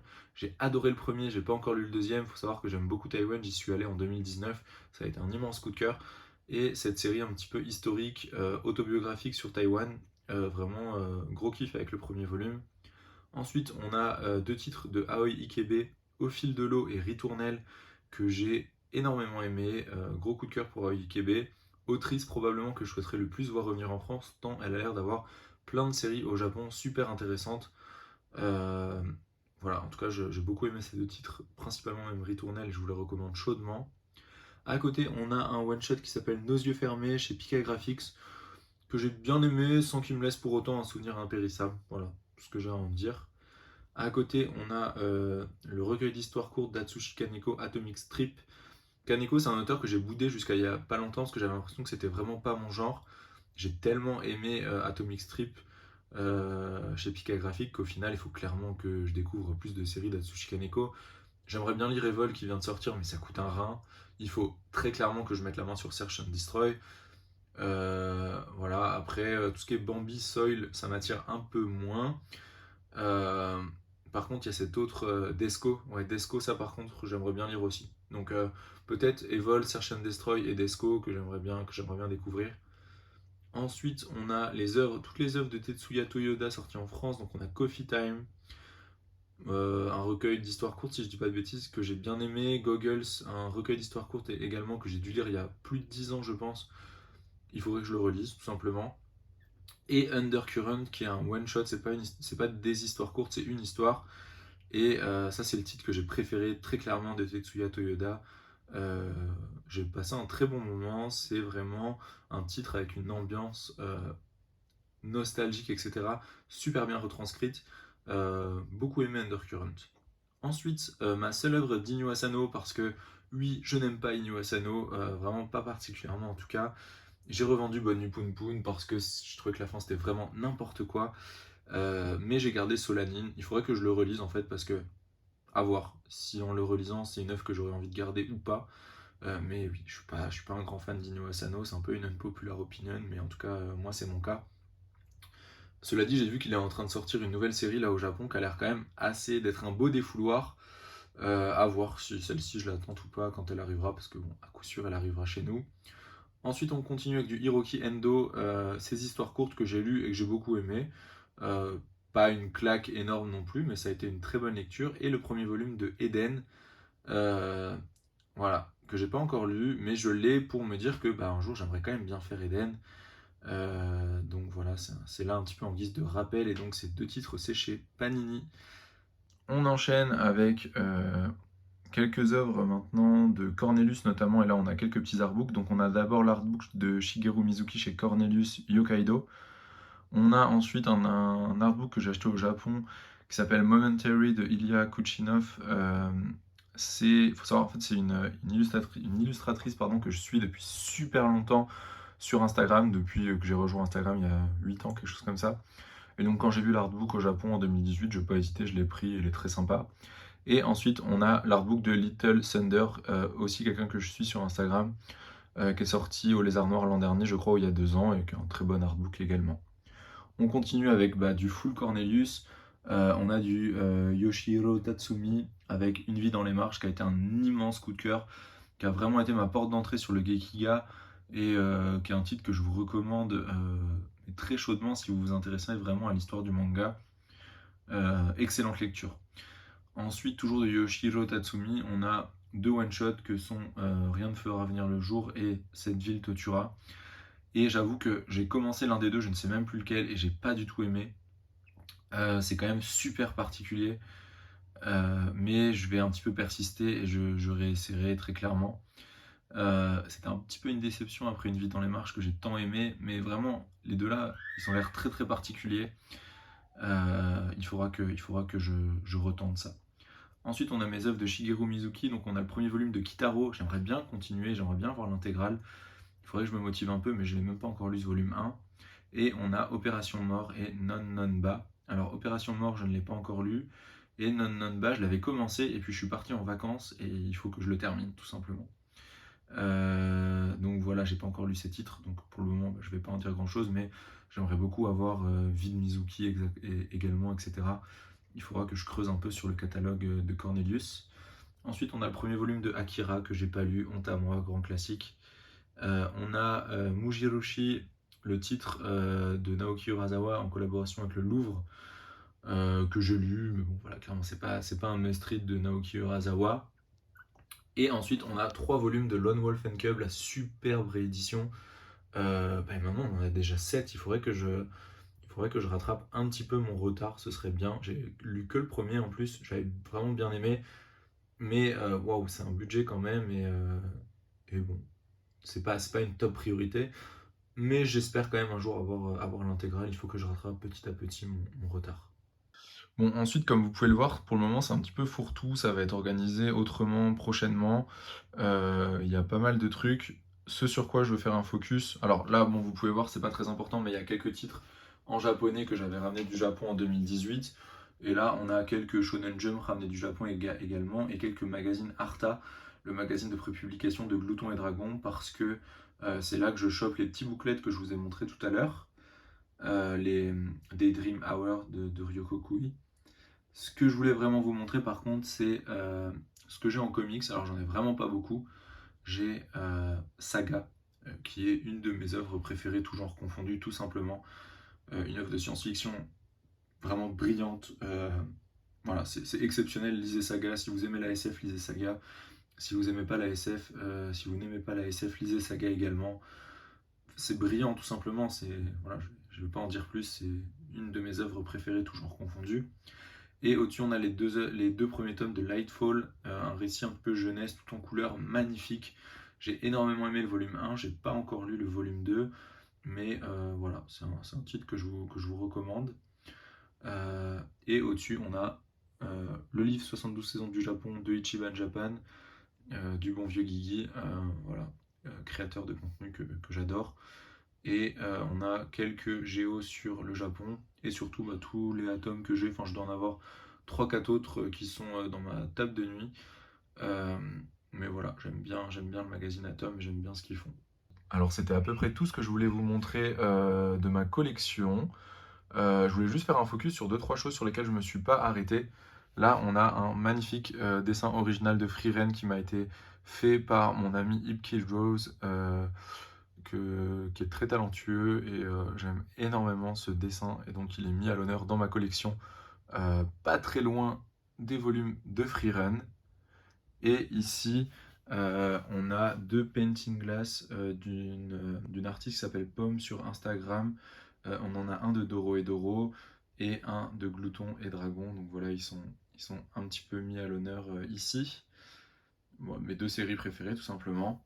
Et ici, je ne sais pas si vous les avez aperçus tout à l'heure, donc je parlais tout à l'heure de Major. Là, on a également la boîte du jeu Final Fantasy Tactics Advance sur Game Boy Advance, mise en avant parce que c'est un jeu qui m'a tellement marqué, où j'ai plus du millier d'heures facilement, et que voilà, que j'adore. Et on a 3 figurines du dessin animé Wakfu, que j'adore également, voilà, que j'ai découvert sur le tard pourtant, mais juste c'est trop bien en fait. Voilà, regardez Wakfu, ça claque. Voilà, je pense que j'ai fait le tour de la présentation de ma collection. Je suis très content cette fois-ci d'avoir pu aller jusqu'au bout des choses, ça fait plaisir. J'espère que la vidéo vous a plu. Si c'est le cas, n'hésitez pas à vous abonner, à commenter, etc. Et je vous fais juste un petit rappel, comme je vous le disais plus tôt, n'hésitez pas à me suivre sur Instagram si mon contenu vous intéresse, parce que j'y suis beaucoup plus actif que sur YouTube. Voilà. Donc merci d'avoir regardé la vidéo, et qui sait, peut-être à bientôt pour une nouvelle vidéo. Il se pourrait que j'ai envie de vous parler d'un titre que j'aime d'amour et qui s'appelle Glouton et Dragon. Ciao!